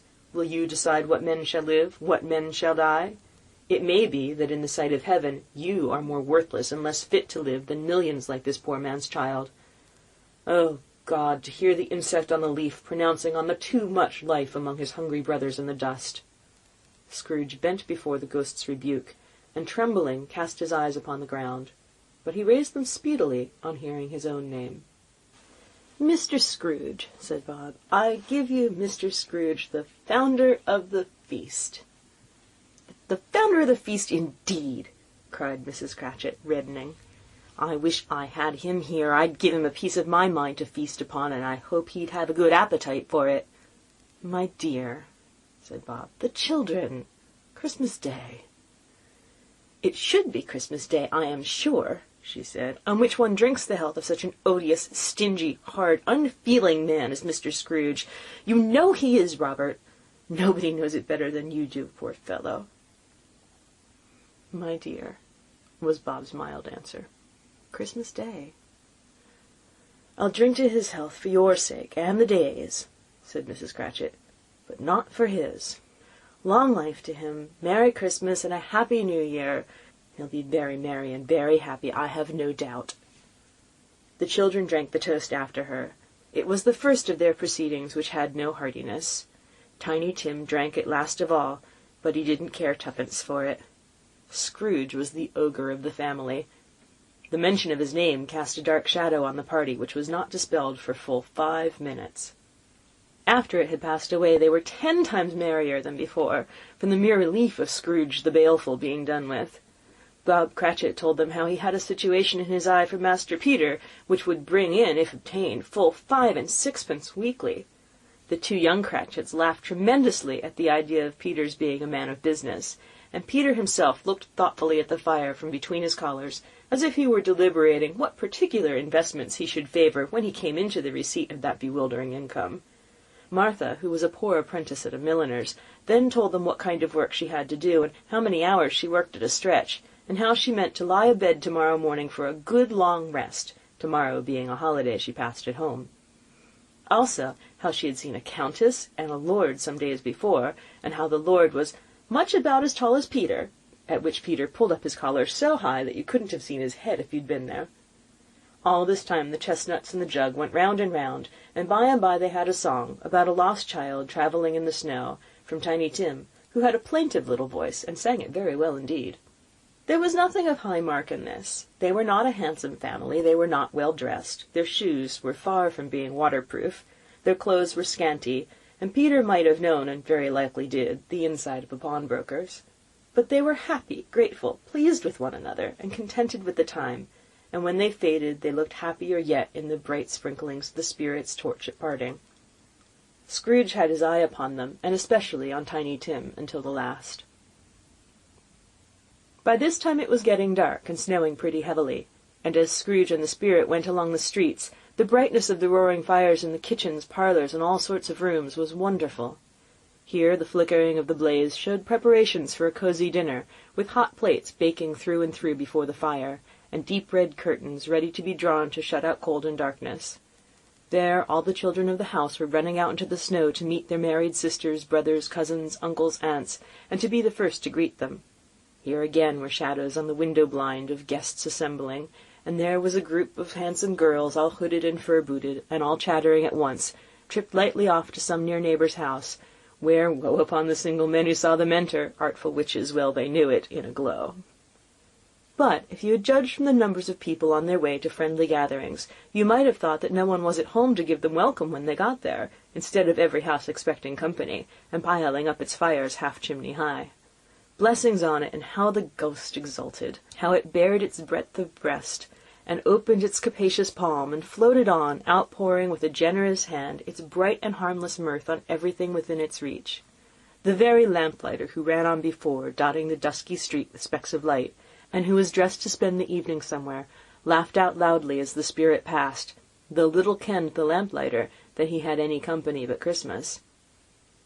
And now, without a word of warning from the ghost, they stood upon a bleak and desert moor, where monstrous masses of rude stone were cast about, as though it were the burial-place of giants, and water spread itself wherever so it listed, or would have done so but for the frost that held it prisoner, and nothing grew but moss and furze and coarse rank grass.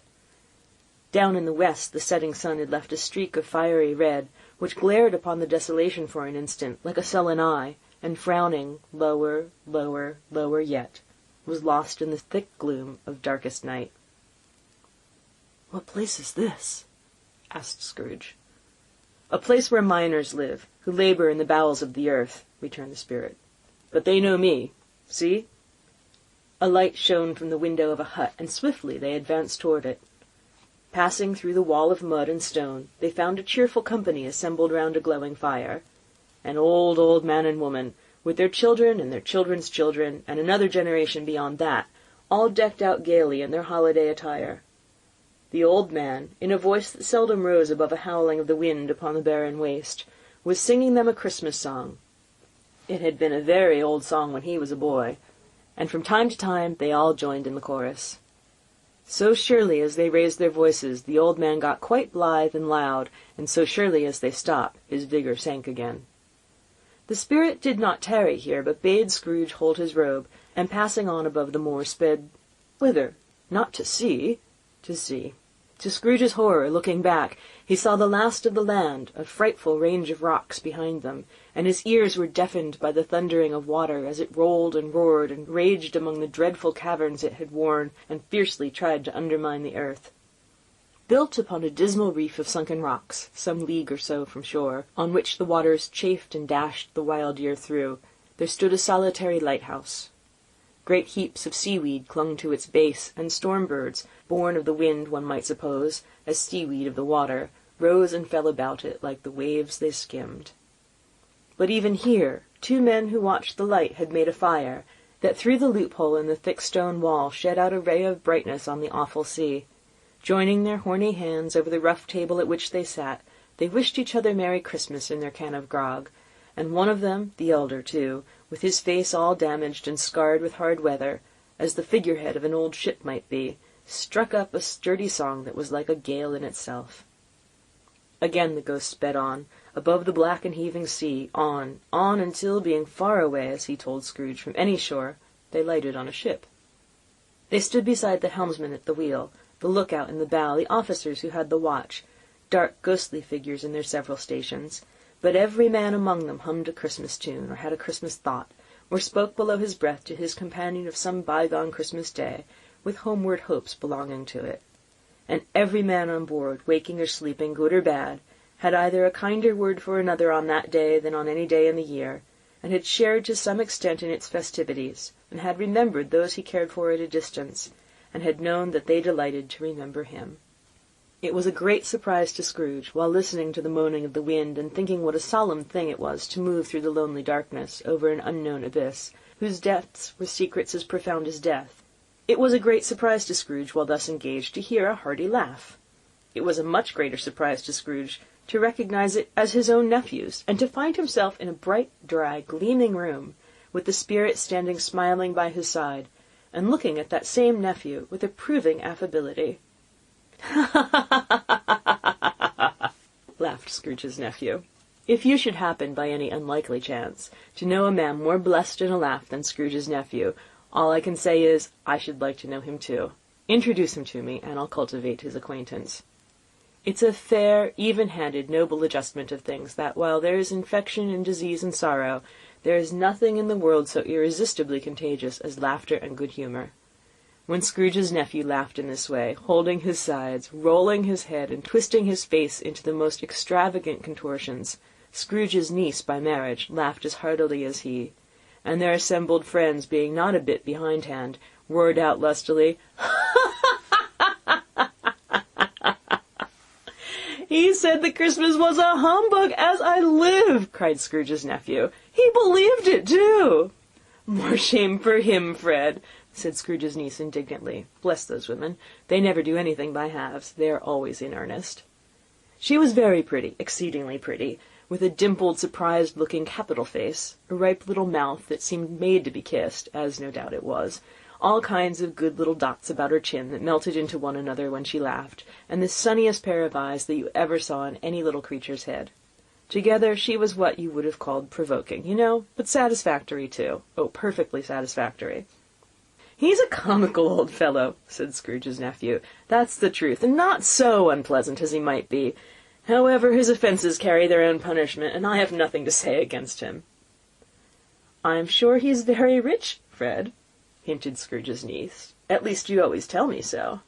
"What of that, my dear?" said Scrooge's nephew. "His wealth is of no use to him. He doesn't do any good with it. He doesn't make himself comfortable with it. He hasn't the satisfaction of thinking that he's ever going to benefit us with it." "I have no patience with him," observed Scrooge's niece. Scrooge's niece's sisters, and all the other ladies, expressed the same opinion. "Oh, I have," said Scrooge's nephew. "I'm sorry for him. I couldn't be angry with him if I tried. Who suffers by his ill whims? Himself, always. Here he takes it into his head to dislike us, and he won't come and dine with us. What's the consequence? He don't lose much of a dinner." "Indeed, I think he loses a very good dinner," interrupted Scrooge's niece. Everybody else said the same, and they must be allowed to have been competent judges, because they had just had dinner, and, with the dessert upon the table, were clustered around the fire by lamplight. "Well, I'm very glad to hear it," said Scrooge's nephew, "because I haven't got great faith in these young housekeepers. What do you say, Topper?" Topper had clearly got his eye upon one of Scrooge's niece's sisters, for he answered that a bachelor was a wretched outcast who had no right to express an opinion on the subject. Whereat Scrooge's niece's sister, the plump one with the lace tucker, not the one with the roses, blushed. "Do go on, Fred," said Scrooge's niece, clapping her hands. "He never finishes what he begins to say. He's such a ridiculous fellow." Scrooge's nephew revelled in another laugh, and as it was impossible to keep the infection off, though the plump sister tried hard to do it with aromatic vinegar, his example was unanimously followed.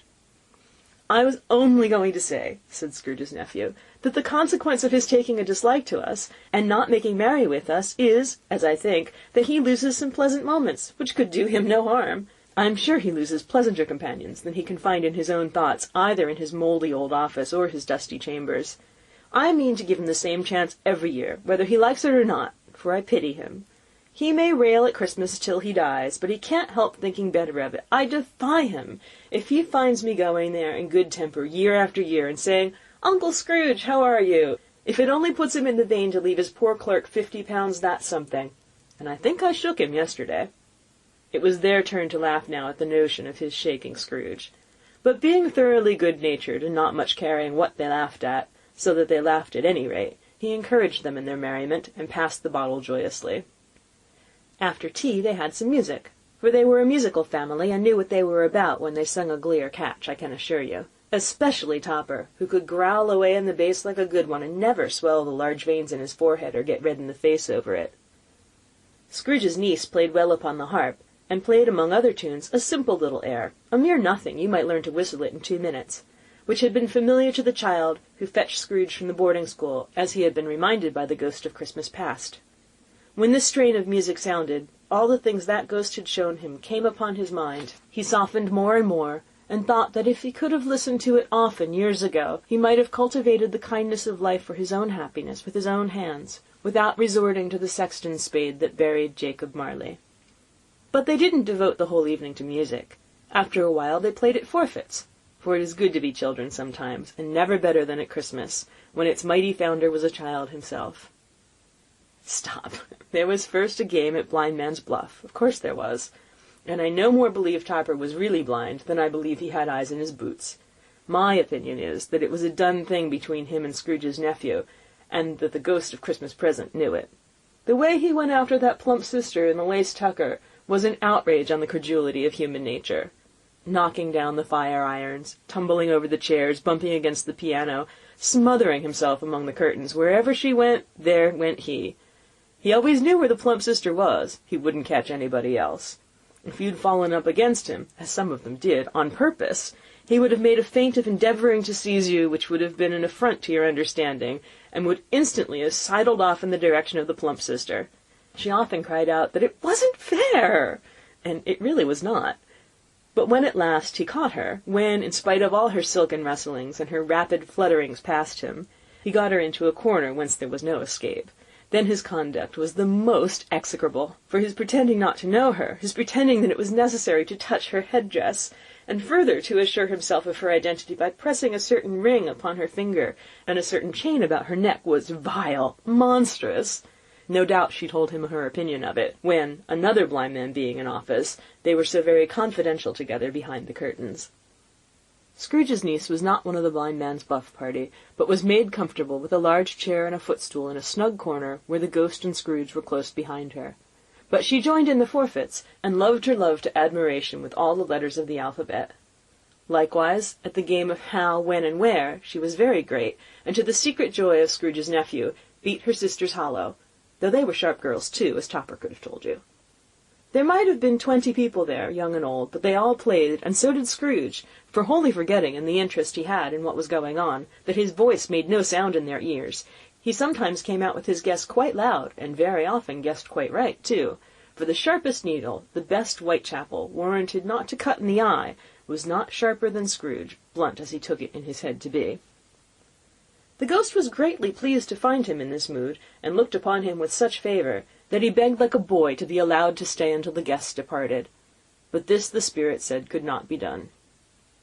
"Here is a new game," said Scrooge. "1 half-hour, spirit, only one." It was a game called Yes and No, where Scrooge's nephew had to think of something, and the rest must find out what, he only answering to their questions yes or no, as the case was.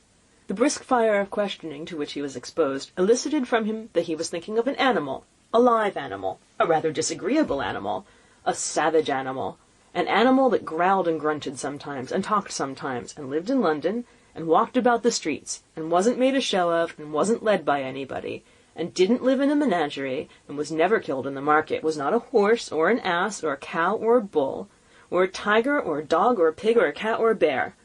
At every fresh question that was put to him, this nephew burst into a fresh roar of laughter, and was so inexpressibly tickled that he was obliged to get off the sofa and stamp. At last the plump sister, falling into a similar state, cried out, "I've found it out! I know what it is, Fred, I know what it is!" "What is it?" cried Fred. "It's your Uncle Scrooge!" Which it certainly was.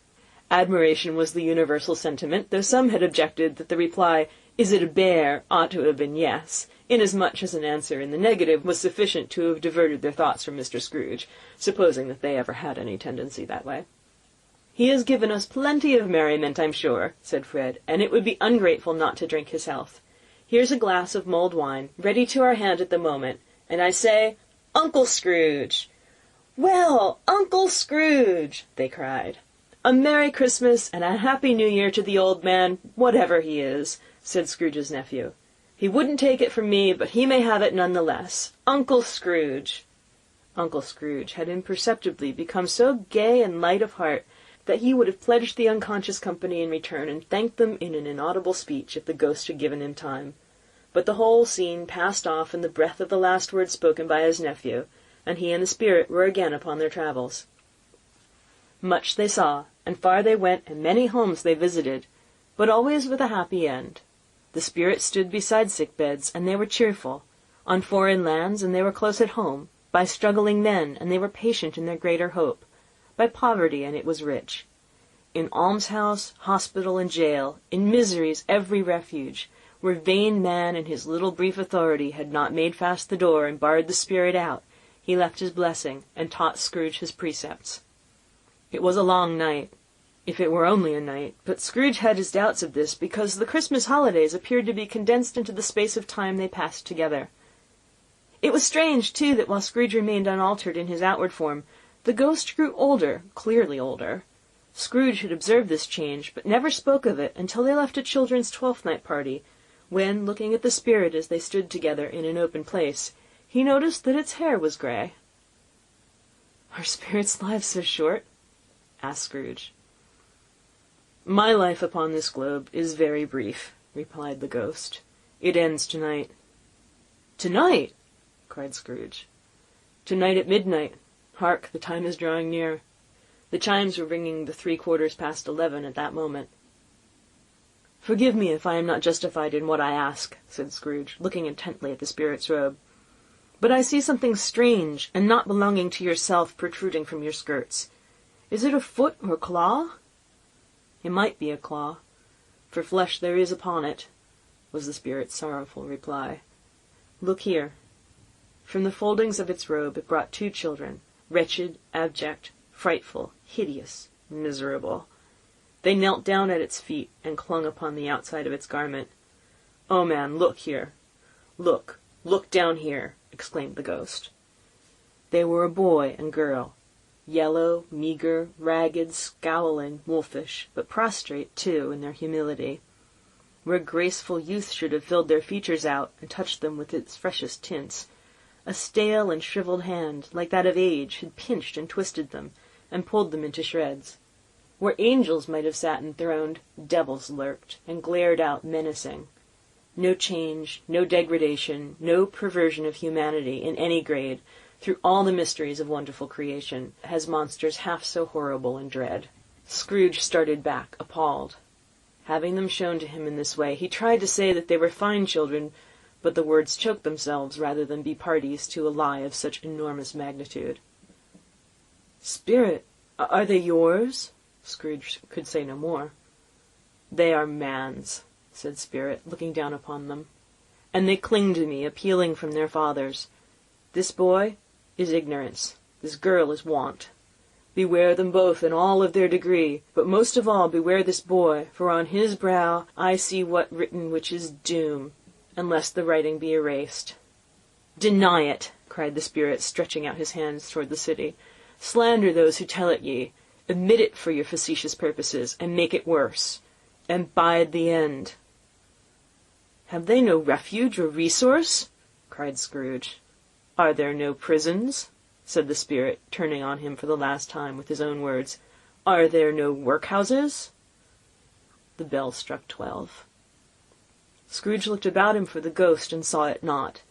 As the last stroke ceased to vibrate, he remembered the prediction of old Jacob Marley, and lifted up his eyes, beheld a solemn phantom, draped and hooded, coming like a mist along the ground towards him. End of Stave 3. Stave 4. The Last of the Spirits. The phantom slowly, gravely, silently approached. When it came near him, Scrooge bent down upon his knee, for in the very air through which this spirit moved it seemed to scatter gloom and mystery. It was shrouded in a deep black garment, which concealed its head, its face, its form, and left nothing of it visible save one outstretched hand. But for this it would have been difficult to detach its figure from the night, and separate it from the darkness by which it was surrounded. He felt that it was tall and stately when it came beside him, and that its mysterious presence filled him with a solemn dread. He knew no more, for the spirit neither spoke nor moved.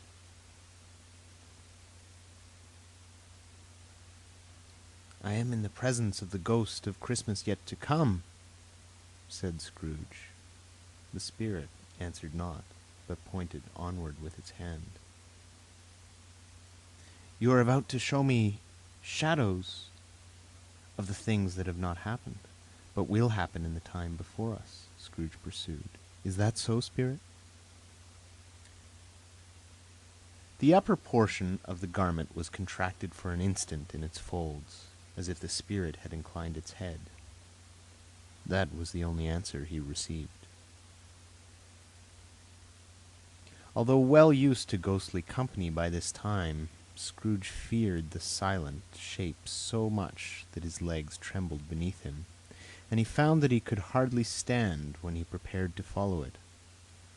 The spirit paused a moment, as observing this condition, and giving him time to recover. But Scrooge was all the worse for this. It thrilled him with a vague, uncertain horror to know that behind the dusky shroud there were ghostly eyes intently fixed upon him, while he, though he stretched his own to the utmost, could see nothing but a spectral hand and one great heap of black. "Ghost of the future!" he exclaimed, "I fear you more than any spectre I have seen. But as I know your purpose is to do me good, and as I hope to live to be another man from what I was, I am prepared to bear you company, and do it with a thankful heart. Will you not speak to me?" It gave him no reply. The hand was pointed straight before them. "Lead on," said Scrooge. "Lead on. The night is waning fast, and it is precious time to me, I know. Lead on, spirit." The phantom moved away as it had come towards him. Scrooge followed in the shadow of its dress, which bore him up, he thought, and carried him along. They scarcely seemed to enter the city, for the city rather seemed to spring up about them and encompass them of its own act. But there they were, in the heart of it. On, change among the merchants, who hurried up and down, and chinked the money in their pockets, and conversed it in groups, and looked at their watches, and trifled thoughtfully with their great gold seals, and so forth, as Scrooge had seen them often. The spirit stopped beside one little knot of business men. Observing that the hand was pointed to them, Scrooge advanced to listen to their talk. "No," said a great fat man with a monstrous chin. "I don't know much about it either way.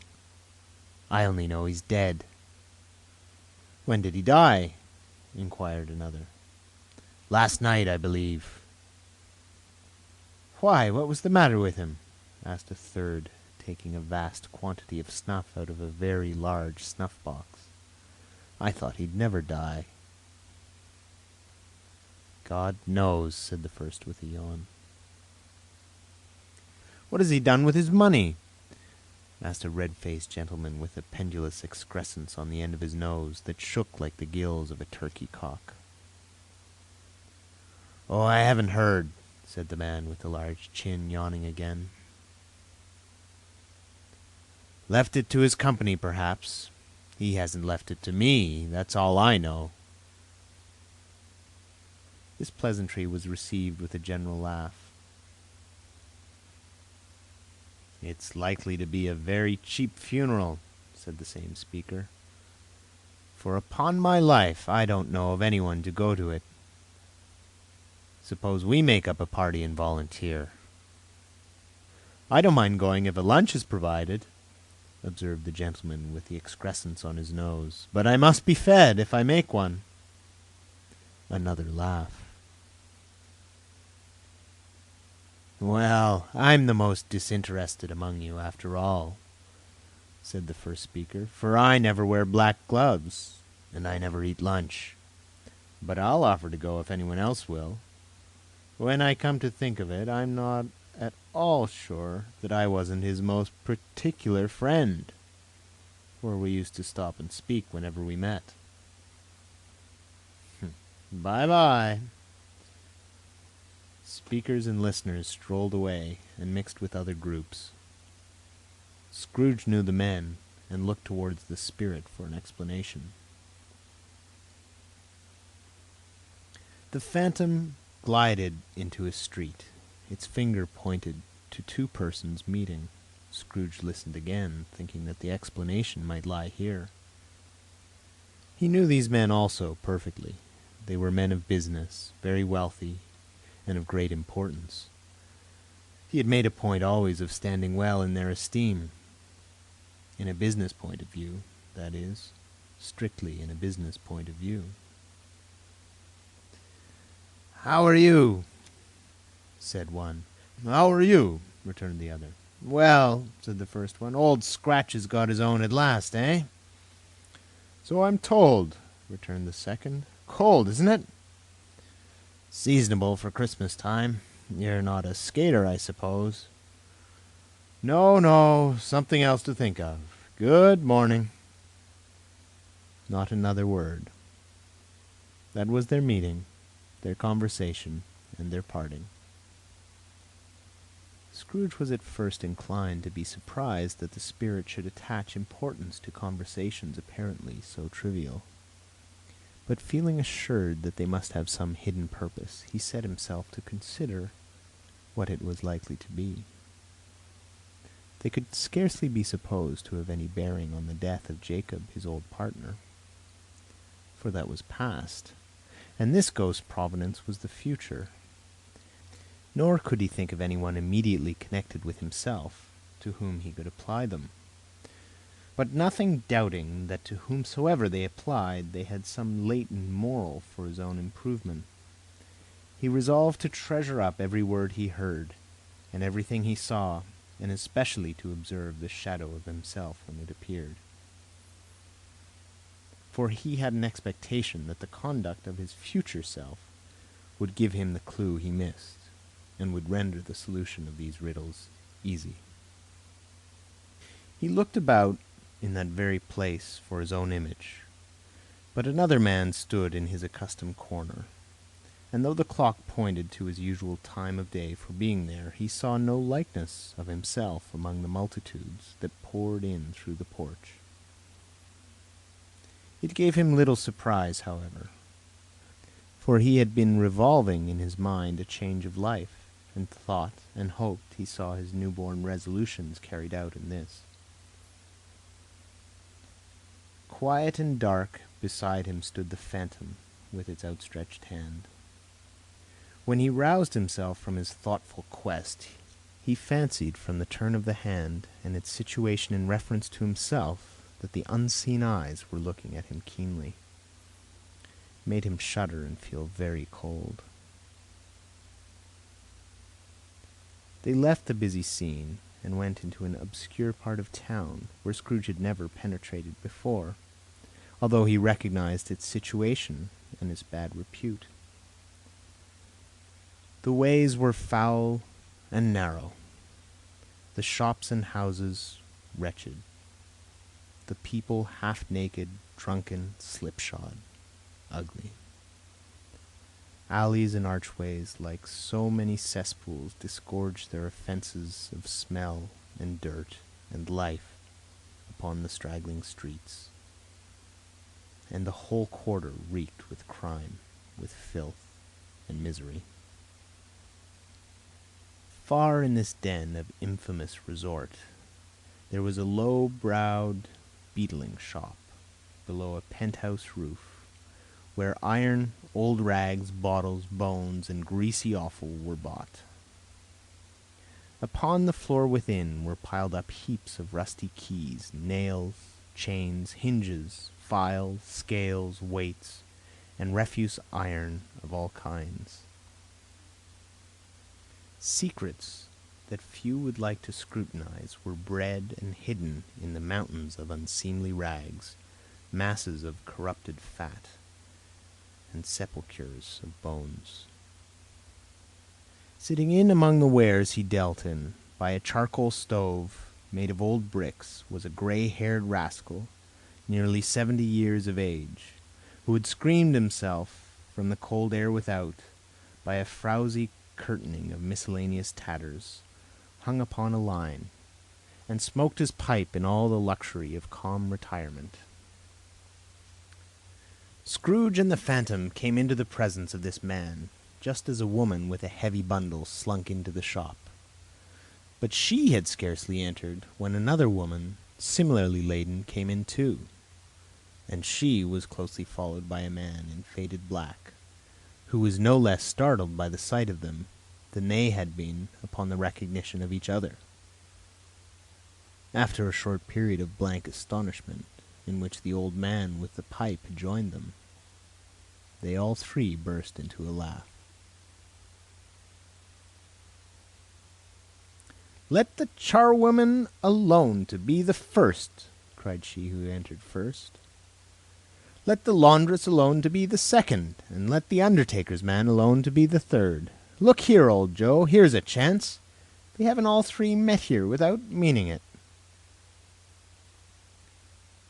"You couldn't have met in a better place," said old Joe, removing his pipe from his mouth. "Come into the parlor. You were made free of it long ago, you know. And the other two ain't strangers. Stop till I shut the door of the shop. Ah, how it shrieks! There ain't such a rusty bit of metal in the place as its own hinges, I believe. And I'm sure there's no such old bones here as mine. Ha! We're all suitable to our calling. We're well matched. Come into the parlor. Come into the parlor." The parlor was the space behind the screen of rags.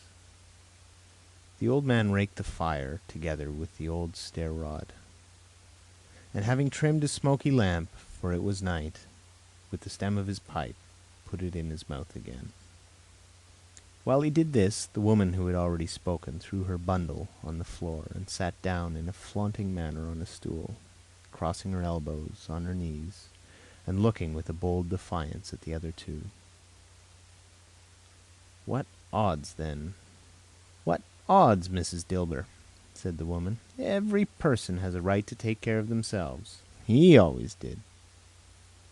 "That's true indeed," said the laundress. "No man more so." "Why, then, don't stand staring as if you was afraid, woman. Who's the wiser? We're not going to pick holes in each other's coats, I suppose."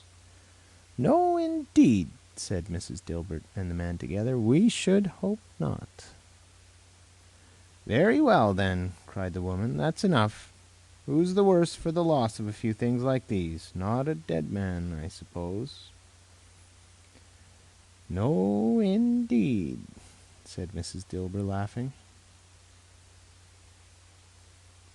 "If he wanted to keep 'em after he was dead, a wicked old screw," pursued the woman, "why wasn't he natural in his lifetime? If he had been, he'd have had someone to look after him when he was struck with death, instead of lying gasping out his last there, alone by himself." "It's the truest word that ever was spoke," said Mrs. Dilber. "It's a judgment on him." "I wish it was a little heavier judgment," replied the woman. "And it should have been, you may depend upon it, if I could have laid my hands on anything else. Open that bundle, old Joe, and let me know the value of it. Speak out plain. I'm not afraid to be the first, nor afraid for them to see it. We know pretty well that we were helping ourselves before we met here, I believe. It's no sin. Open the bundle, Joe." But the gallantry of her friends would not allow for this, and the man, in faded black, mounting the breech first, produced his plunder. It was not extensive. A seal or two, a pencil case, a pair of sleeve buttons, and a brooch of no great value were all. They were severally examined and appraised by old Joe, who chalked the sums he was disposed to give for each upon the wall, and added them up into a total when he found there was nothing more to come. "That's your account," said Joe, "and I wouldn't give another sixpence if I was to be boiled for not doing it. Who's next?" Mrs. Dilber was next. Sheets and towels, a little wearing apparel, 2 old-fashioned silver teaspoons, a pair of sugar tongs, and a few boots. Her account was stated on the wall in the same manner. I always give too much to the ladies. It's a weakness of mine. That's the way I ruin myself," said old Joe. "That's your account. If you asked me for another penny and made it an open question, I'd repent of being so liberal and knock off a half-crown." "And now undo my bundle, Joe," said the first woman. Joe went down on his knees for the greater convenience of opening it, and having unfastened a great many knots, dragged out a large and heavy roll of some dark stuff. "What do you call this?" said Joe. "Bed curtains." "Ah," returned the woman, laughing and leaning forward on her crossed arms. "Bed curtains! You don't mean to say you took 'em down, rings and all, with him lying there?" said Joe. "Yes, I do," replied the woman, "and why not?" "You were born to make your fortune," said Joe, "and you'll certainly do it." "I certainly shan't hold my hand when I can get anything in it by reaching it out, for the sake of such a man as he was, I promise you, Joe," returned the woman coolly. "Don't drop oil upon the blankets now." "His blankets?" asked Joe. "Who else's do you think?" replied the woman. "He isn't likely to take cold without 'em, I dare say." "I hope he didn't die of anything catching, eh?" said old Joe, stopping in his work and looking up. "Don't you be afraid of that," returned the woman. "I ain't so fond of his company that I'd loiter about him for such things if he did. You may look through that shirt till your eyes ache, but you won't find a hole in it, nor a threadbare place. It's the best he had, and a fine one, too. They'd have wasted it if it hadn't been for me." "And what do you call wasting of it?" asked old Joe. "Putting it on him to be buried in, to be sure," replied the woman with a laugh. "Somebody was fool enough to do it, but I took it off again. If calico ain't good enough for such a purpose, it isn't good enough for anything. It's quite as becoming to the body. He can't look uglier than he did in that one." Scrooge listened to this dialogue in horror. As they sat grouped about their spoil, in the scanty light afforded by the old man's lamp, he viewed them with a detestation and disgust which could hardly have been greater, though they had been obscene demons, marketing the corpse itself. "Ha, ha, ha!" laughed the same woman when old Joe, producing a flannel bag with money in it, told out their several gains upon the ground. "This is the end of it, you see. He frightened everyone away from him when he was alive, to profit us when he was dead. Ha, ha, ha!" "Spirit!" said Scrooge, shuddering from head to foot. I see. The case of this unhappy man might be my own. My life tends that way now. Merciful Heaven, what is this?" He recoiled in terror, for the scene had changed, and now he almost touched a bed, a bare, uncurtained bed, on which, beneath a ragged sheet, there lay a something covered up, which, though it was dumb, announced itself in awful language. The room was very dark, too dark to be observed with any accuracy, though Scrooge glanced round it in obedience to a secret impulse, anxious to know what kind of room it was.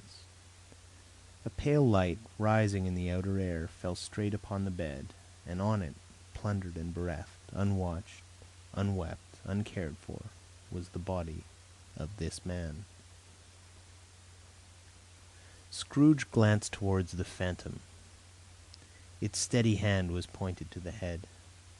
The cover was so carelessly adjusted that the slightest raising of it, the motion of a finger upon Scrooge's part, would have disclosed the face. He thought of it, felt how easy it would be to do, and longed to do it, but had no more power to withdraw the veil than to dismiss the spectre at his side.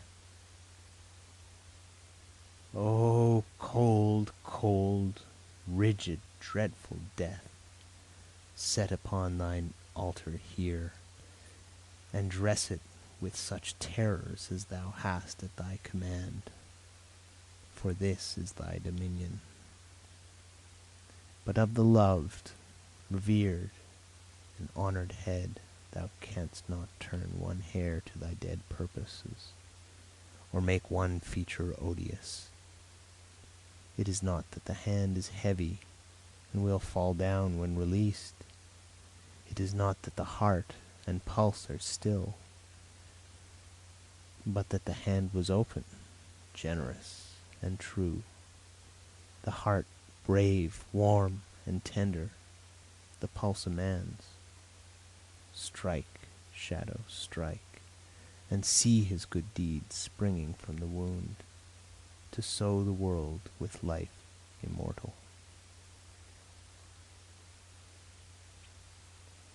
No voice produced these words in Scrooge's ears, and yet he heard them when he looked upon the bed.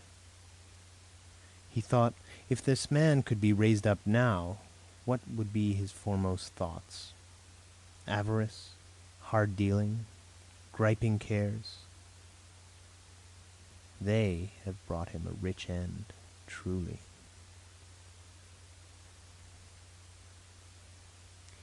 He lay in the dark, empty house with not a man, a woman, or a child to say that he was kind to me in this or that, and for the memory of one kind word, I will be kind to him.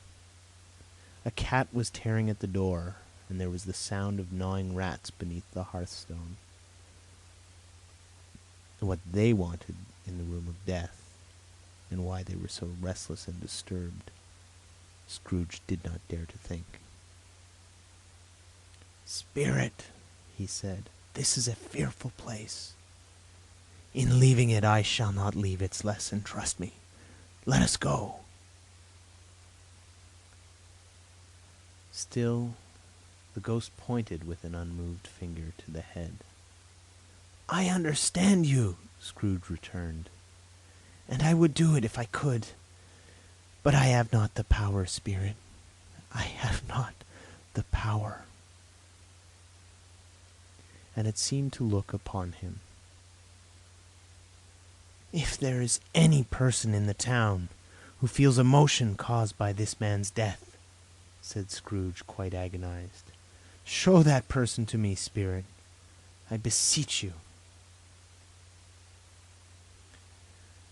The phantom spread its dark robe before him a moment, like a wing, and withdrawing it, revealed a room by daylight where a mother and her children were. She was expecting someone, and with anxious eagerness, for she walked up and down the room, started at every sound, looked out from the window, glanced at the clock, tried, but in vain, to work with her needle, and could hardly bear the voices of the children in their play. At length the long-expected knock was heard. She hurried to the door and met her husband, a man whose face was careworn and depressed, though he was young. There was a remarkable expression in it now, a kind of serious delight, of which he felt ashamed, and which he struggled to repress. He sat down to the dinner that had been hoarding for him by the fire, and when she asked him faintly what news, which was not until after a long silence, he appeared embarrassed how to answer. "Is it good," she said, "or bad?" to help him. "Bad," he answered. "We are quite ruined?" "No, there is hope yet, Caroline." "If he relents," she said, amazed, "there is. Nothing is past hope, if such a miracle has happened." "He's past relenting," said her husband. "He is dead." She was a mild and patient creature, if her face spoke truth, but she was thankful in her soul to hear it, and said so, with clasped hands. She prayed forgiveness the next moment, and was sorry, but the first was the emotion of her heart. "What the half-drunken woman whom I told you of last night said to me, when I tried to see him and obtain a week's delay, and what I thought was a mere excuse to avoid me, turns out to have been quite true. He was not only very ill, but dying then. To whom will our debt be transferred?" "I don't know, but before that time we shall be ready with the money. and even though we were not, it would be a bad fortune indeed to find so merciless a creditor in his successor. We may sleep tonight with light hearts, Caroline. Yes, soften it as they would, their hearts were lighter. The children's faces, hushed and clustered round to hear what they so little understood, were brighter, and it was a happier house for this man's death. The only emotion that the ghost could show him, caused by the event, was one of pleasure. "Let me see some tenderness connected with a death," said Scrooge, "or that dark chamber spirit which we just left now will be forever present to me." The ghost conducted him through several streets familiar to his feet, and as they went along, Scrooge looked here and there to find himself, but nowhere was he to be seen. They entered poor Bob Cratchit's house, the dwelling he had visited before, and found the mother and the children seated round the fire. Quiet, very quiet. The noisy little Cratchits were still as statues in one corner, and sat looking up at Peter, who had a book before him. The mother and her daughters were engaged in sewing, but surely they were very quiet. And he took a child and set him in the midst of them. Where had Scrooge heard those words? He had not dreamed them. The boy must have read them out, as he and the spirit crossed the threshold. Why did he not go on? The mother laid her work upon the table and put her hands up to her face. "The color hurts my eyes," she said. "The color? Ah, poor Tiny Tim." "They're better now again," said Cratchit's wife. "It makes them weak by candlelight. I wouldn't show weak eyes to your father when he comes home, for the world. It must be near his time." "Past it, rather," Peter answered, shutting up his book. "But I think he has walked a little slower than he used these last few evenings, mother." They were very quiet again. At last she said, and in a steady, cheerful voice that only faltered once, I have known him to walk with Tiny Tim upon his shoulder, very fast indeed." "And so have I," cried Peter, "often." "And so have I," exclaimed another. So had all. "But he was very light to carry," she resumed, intent upon her words, "and his father loved him so that it was no trouble. No trouble. And there is your father at the door." She hurried out to meet him, and little Bob, in his comforter, he had need of it, poor fellow, came in. His tea was ready for him on the hob, and they all tried who should help him to it most.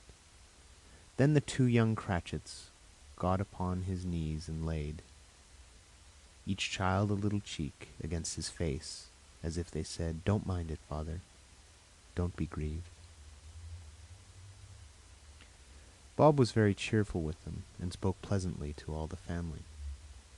He looked at the work upon the table, and praised the industry and speed of Mrs. Cratchit and the girls.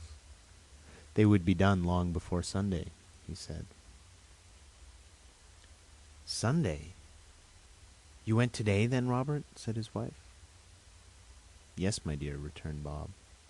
"I wish you could have gone. It would have done you good to see how green a place it is. But you'll see it often. I promised him that I would walk there on a Sunday." "My little child," cried Bob. "My little child." He broke down all at once. He couldn't help it. If he could have helped it, he and his child would have been farther apart than they were.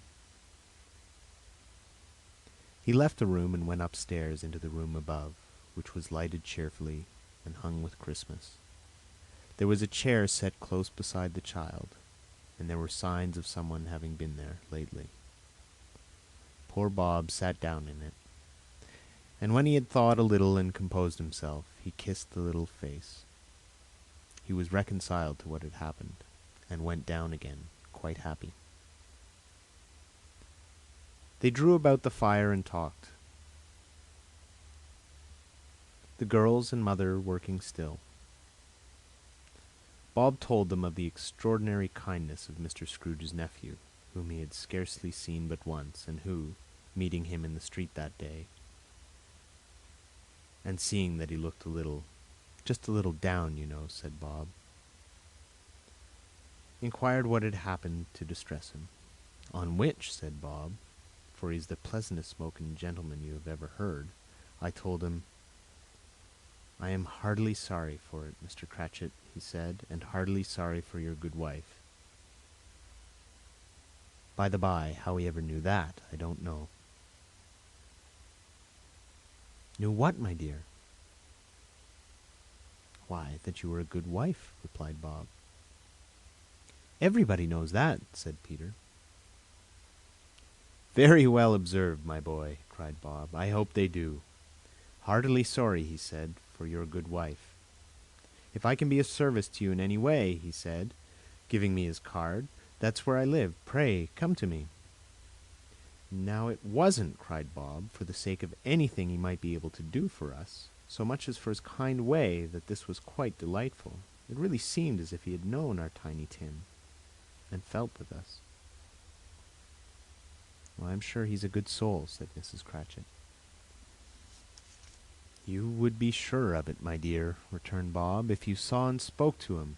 I shouldn't be at all surprised, mark what I say, if he got Peter a better situation. Only hear that, Peter, said Mrs. Cratchit. And then, cried one of the girls, Peter will be keeping company with someone and setting up for himself. Get along with you, retorted Peter, grinning. It's just as likely as not, said Bob, one of these days, though there's plenty of time for that, my dear. But however and whenever we part from one another, I am sure we shall none of us forget poor Tiny Tim, shall we? Or this first parting that there was among us. Never, father, cried they all. And I know, said Bob, I know, my dears, that when we recollect how patient and mild he was, although he was little, a little child, we shall not quarrel easily among ourselves and forget poor Tiny Tim in doing it. No, never, father, they all cried again. I'm very happy, said little Bob. I am very happy. Mrs. Cratchit kissed him, his daughters kissed him, the two young Cratchits kissed him, and Peter and himself shook hands. Spirit of Tiny Tim, thy childish essence was from God. Spectre, said Scrooge, something informs me that our parting moment is at hand. I know it, but I know not how. Tell me what man that was whom we saw lying dead. The ghost of Christmas yet to come conveyed him, as before, though at a different time, he thought. Indeed, there seemed no order in these latter visions, save that they were in the future, into the resorts of business men, but showed him not himself. Indeed, the spirit did not stay for anything, but went straight on, as to the end just now desired, until besought by Scrooge to tarry for a moment. This court, said Scrooge, through which we hurry now, is where my place of occupation is, and has been for a length of time. I see the house. Let me behold what I shall be in days to come. The spirit stopped. The hand was pointed elsewhere. The house is yonder, Scrooge exclaimed. Why do you point away? The inexorable finger underwent no change. Scrooge hastened to the window of his office and looked in. It was an office still, but not his. The furniture was not the same, and the figure in the chair was not himself. The phantom pointed as before. He joined it once again, and wondering why and whither he had gone, accompanied it until they reached an iron gate. He paused to look round before entering. A churchyard. Here, then, the wretched man whose name he had now to learn lay underneath the ground. It was a worthy place, walled in by houses, overrun by grass and weeds, the growth of vegetation's death, not life. Choked up with too much burying, fat with repleted appetite, a worthy place. The spirit stood among the graves and pointed down to one. He advanced towards it trembling. The phantom was exactly as it had been, but he dreaded that he saw new meaning in its solemn shape.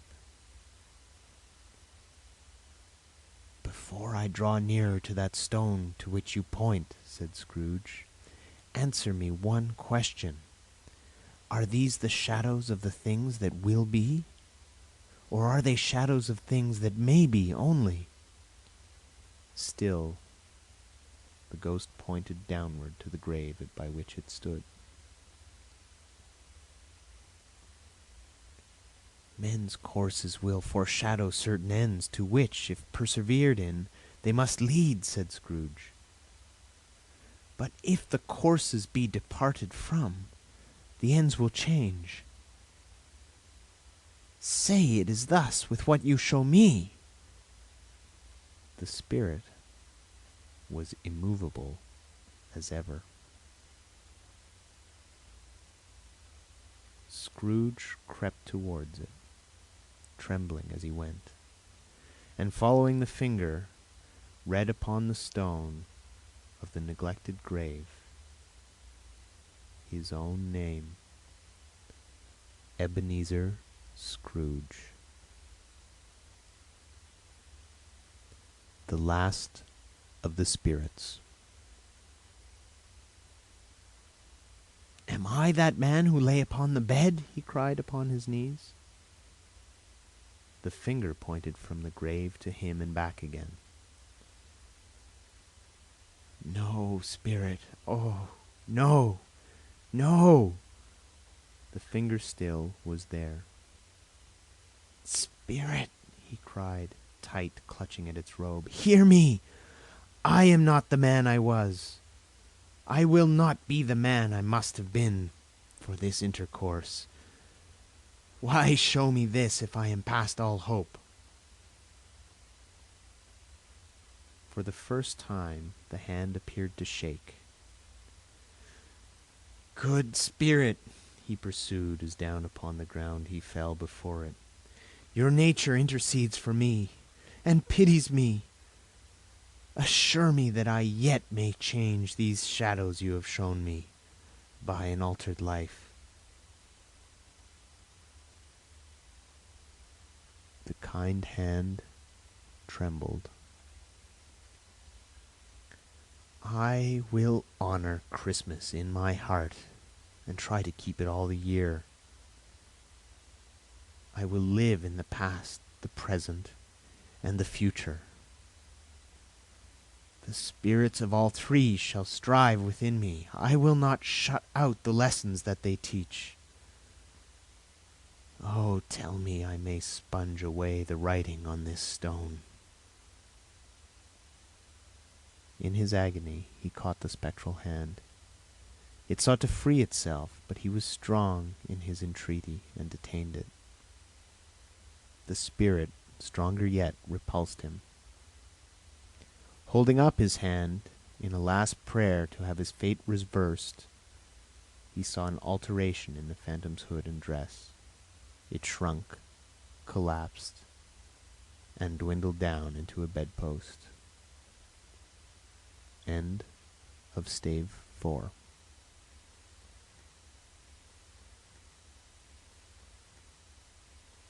Chapter 5. The end of it.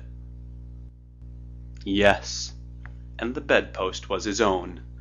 The bed was his own. The room was his own. Best and happiest of all, the time before him was his own, to make amends in. I will live in the past, the present, and the future, Scrooge repeated, as he scrambled out of bed. The spirits of all three shall strive within me. O Jacob Marley! Heaven and the Christmas time be praised for this. I say it on my knees, old Jacob, on my knees. He was so fluttered and so glowing with his good intentions that his broken voice would scarcely answer to his call. He had been sobbing violently in his conflict with the spirit, and his face was wet with tears. "They are not torn down," cried Scrooge, folding one of his bed curtains in his arms. "They are not torn down, rings and all. They are here. I am here. The shadows of the things that would have been may be dispelled. They will be. I know they will." His hands were busy with his garments all this time, turning them inside out, putting them on upside down, tearing them, mislaying them, making them parties to every kind of extravagance. "I don't know what to do," cried Scrooge, laughing and crying in the same breath, making a perfect raccoon of himself with his stockings. "I am light as a feather. I am happy as an angel. I am as merry as a schoolboy. I am as giddy as a drunken man.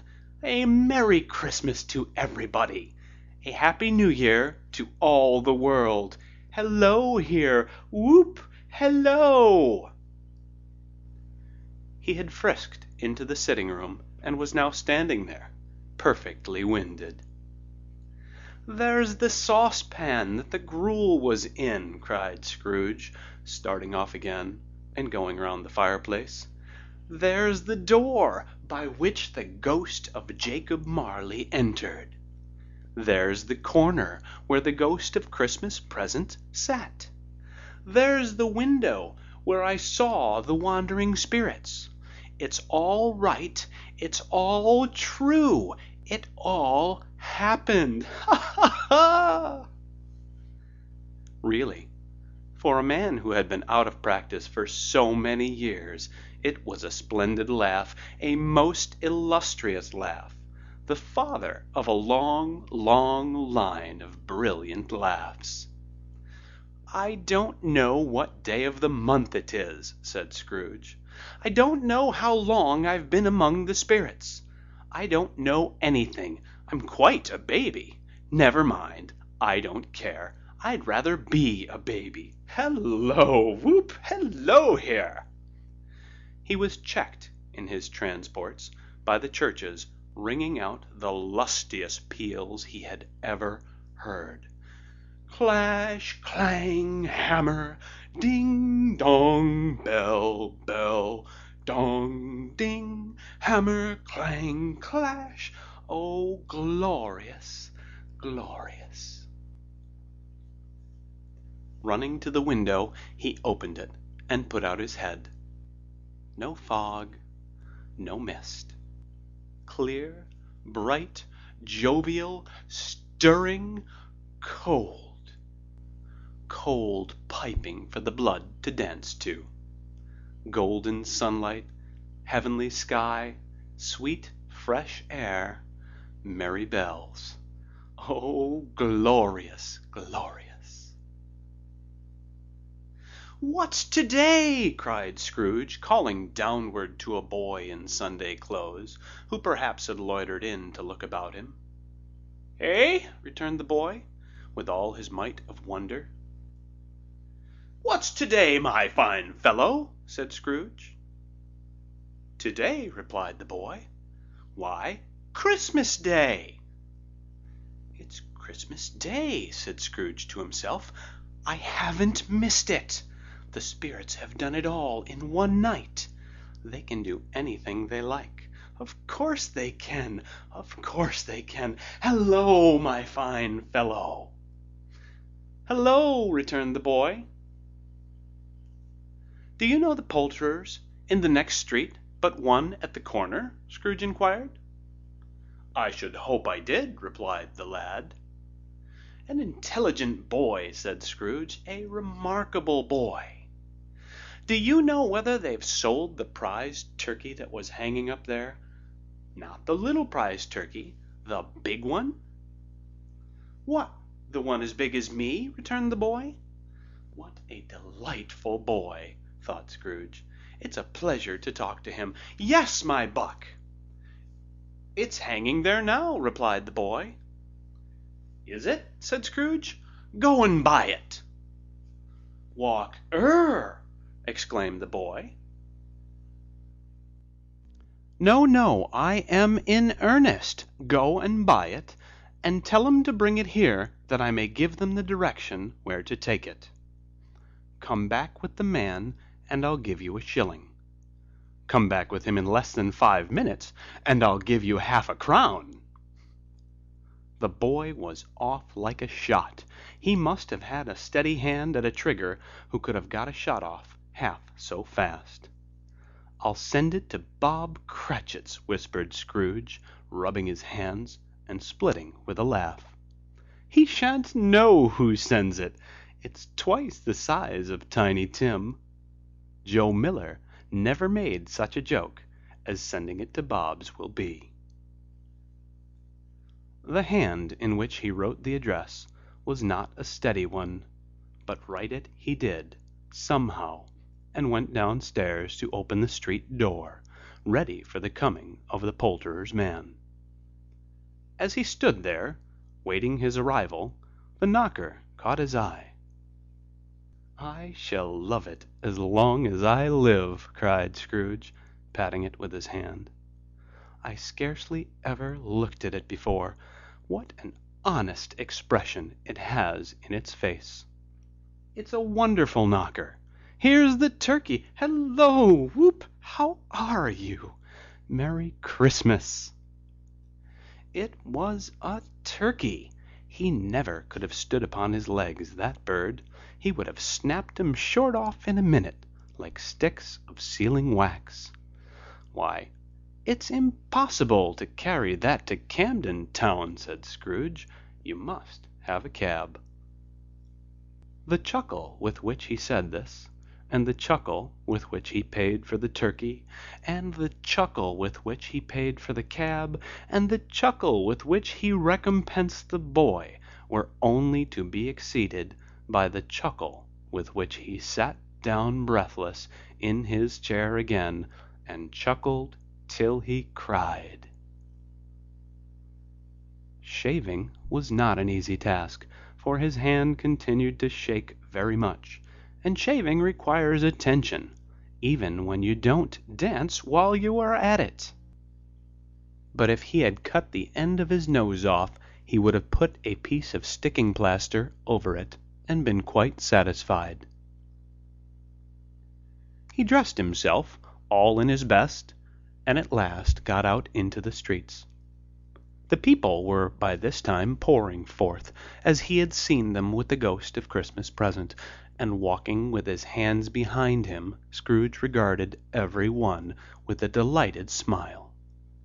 He looked so irresistibly pleasant, in a word, that 3 or 4 good-humored fellows said, "Good morning, sir. A Merry Christmas to you." And Scrooge said often afterwards that of all the blithe sounds he had ever heard, these were the blithest in his ears. He had not gone far when, coming on towards him, he beheld the portly gentleman who had walked into his counting-house the day before, and said, "Scrooge and Marley's, I believe?" It sent a pang across his heart to think how this old gentleman would look upon him when they met, but he knew what path lay straight before him, and he took it.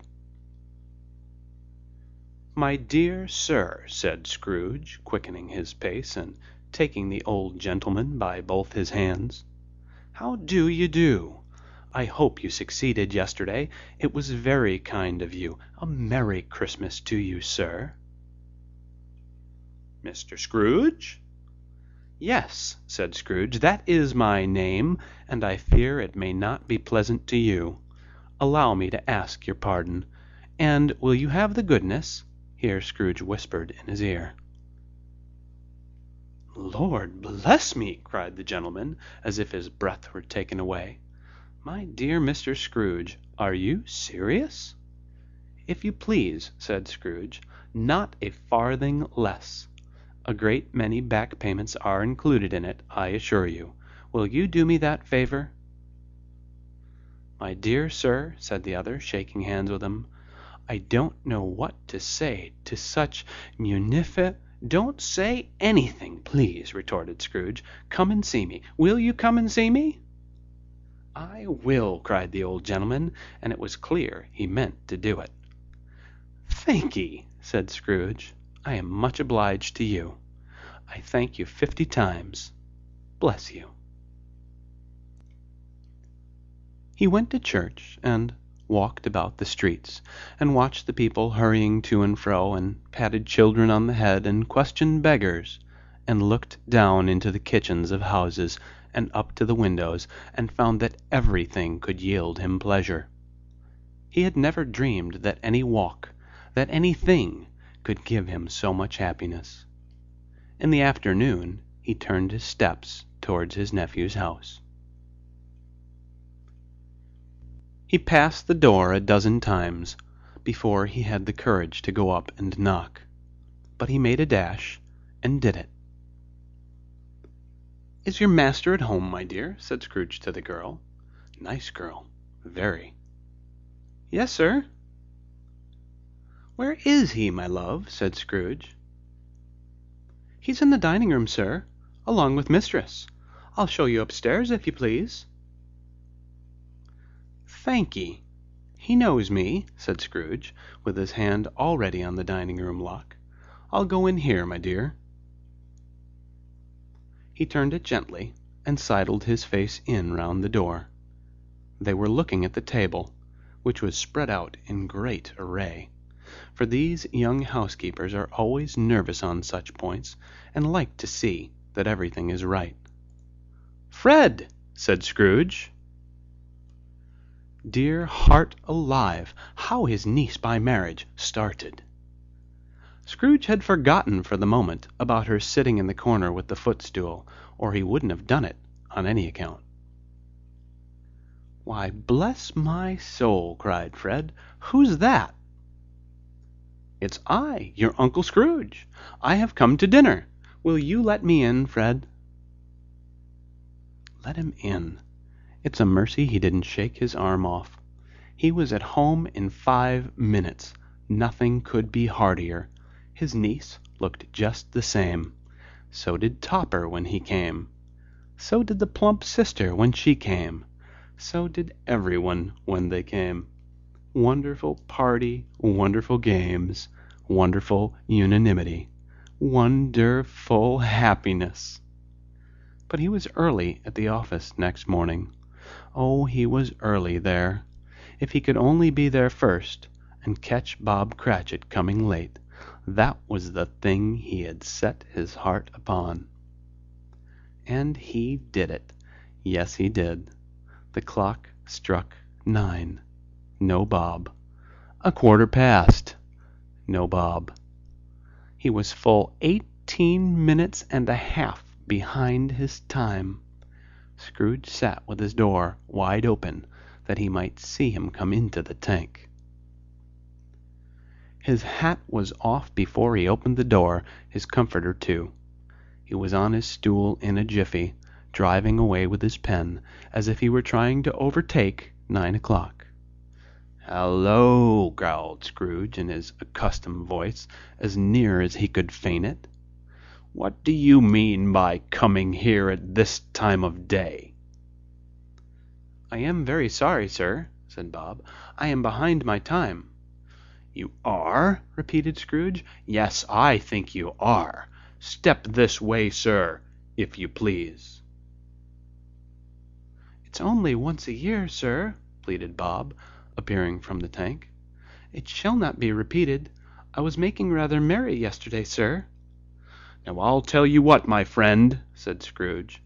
"I am not going to stand this sort of thing any longer, and therefore," he continued, leaping from his stool, and giving Bob such a dig in the waistcoat that he staggered back into the tank again, "and therefore I am about to raise your salary."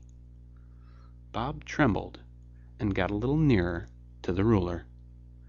He had a momentary idea of knocking Scrooge down with it, holding him, and calling to the people in the court for help and a strait waistcoat. "A Merry Christmas, Bob," said Scrooge, with an earnestness that could not be mistaken, as he clapped him on the back. "A merrier Christmas, Bob, my good fellow, than I have given you for many a year. I'll raise your salary, and endeavor to assist your struggling family, and we will discuss your affairs this very afternoon over a Christmas bowl of smoking bishop, Bob.